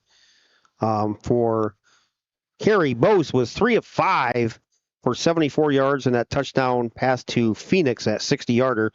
And Carey ran the ball 50 times for 302 individual yards. Rams running attack was led by Cooper Replogle, 10 carries for 35 yards here tonight. And the receiving core was led by Dylan Shively, 3 catches for 54 yards. And he had a big catch that was negated by one of many inopportune penalties on the Rams offense. Leading ball carrier for the Carey Blue Devils was Steen, and he ran the rock 27 times for 169. So Eli Steen averaged close to 7 yards per carry during the regular season, and we saw exactly why here tonight. But a special thanks to everybody who watched tonight and everybody who's followed us throughout the season. I mean, couldn't have had a greater time without these guys here. Coach Fairchild, Dr. AJ, Dr. Logan, Kayla running the clock with her newborn baby attached to her every single second. The quietest baby I've ever seen in my life. You might have heard a little squeak from her just a minute ago, but that's about all you've heard from her all year. But again, shout out to our sponsors, Cut and Polish Hair Nail Salon, our broadcast booth, our in-game scoreboard sponsor, Drop Zone Pizzeria. Signs Excavating was our pregame sponsor, video sponsor, Baden Stevens, Stats, brought to you by BSN Sports, First Down, Hall Crop Insurance, Timeouts, brought to you by Clubhouse Pizza and Nay, Oklahoma Tavern, sponsored our touchdowns, Ram Sacks, brought to us by Brother Taco, post-game show, Bidlack Insurance and Investments, play of the game, Jeremy Bainfeld from Patriot Outdoor Hunting, and our player of the game sponsor, Higby Embroidery and Connie. And our radio sponsors this year, 95.5 The Woo and 92.9 WDCM. And the rest of our sponsors, Dr. AJ, a little bit of news earlier this week. You can tell everybody where they can find you here coming up in the upcoming months. Yeah, we're going to be actually merging with Defiance Chiropractic here come December. December 2nd, I think, is going to be our first day in the office over there. We're going to be merging with them. So anybody that's already established with us, just going to continue care over with them, with us, Dr. Kayla and I. But anybody that's new, you're going to have to give them a call, and we'll get scheduled over there. And they're located where? AJ, we're by Defiance High School, I believe? Yep. Down on Jefferson Avenue over there by Defiance High School. So there you go. The Elks. Get a hold of Dr. AJ there. Let's go through our entire sponsor list. Fairchild Family Chiropractic, as AJ said, we'll be moving on to a different office, but sponsored us throughout the years. Optimal Force and Fitness, Clubhouse Pizza in Nay, Batten Stevens, Tinora Rams Athletic Boosters, Wooden Indian Pawn Shop, Bidlack Insurance and Financial Services, Cut and Polish Hair and Nail Salon, Hall Crop Insurance, Signs Excavating, Higby Embroidery, Drop Zone Pizzeria, Wiener Hill Weber and Stanley Attorneys at Law, Oklahoma Tavern, Maumee Valley Title Agency, BSN Sports, Firestone Tavern, Mayfield Engineering, Postum Insurance and Investments, Northwest Ohio Sports. Make sure you watch our podcast. We'll have that next week. Or heck, just go back and watch them all. We have a good time on that show. Absolutely. We have a lot of conversation off camera, too, that doesn't make the cut. Brother Taco, Schlegel Farms, Vince Salinas, Michelle Bacon, Laura Kepi, Vicky and Wes Zwiebel, Kevin Weber of Weber Materials, Prosperity Painting, Aftershocks Carts and Equipment, Stark Brothers Advertising, Matt Yost of Remax Realty, Straight Line Outdoors Lawn Care, Mossy Oak Properties and Signs Pub, Clay Fote, Patriot Outdoor Hunting, and South 66 Lanes, and of course our commercial voiceover man, Mr. Michael Hearn.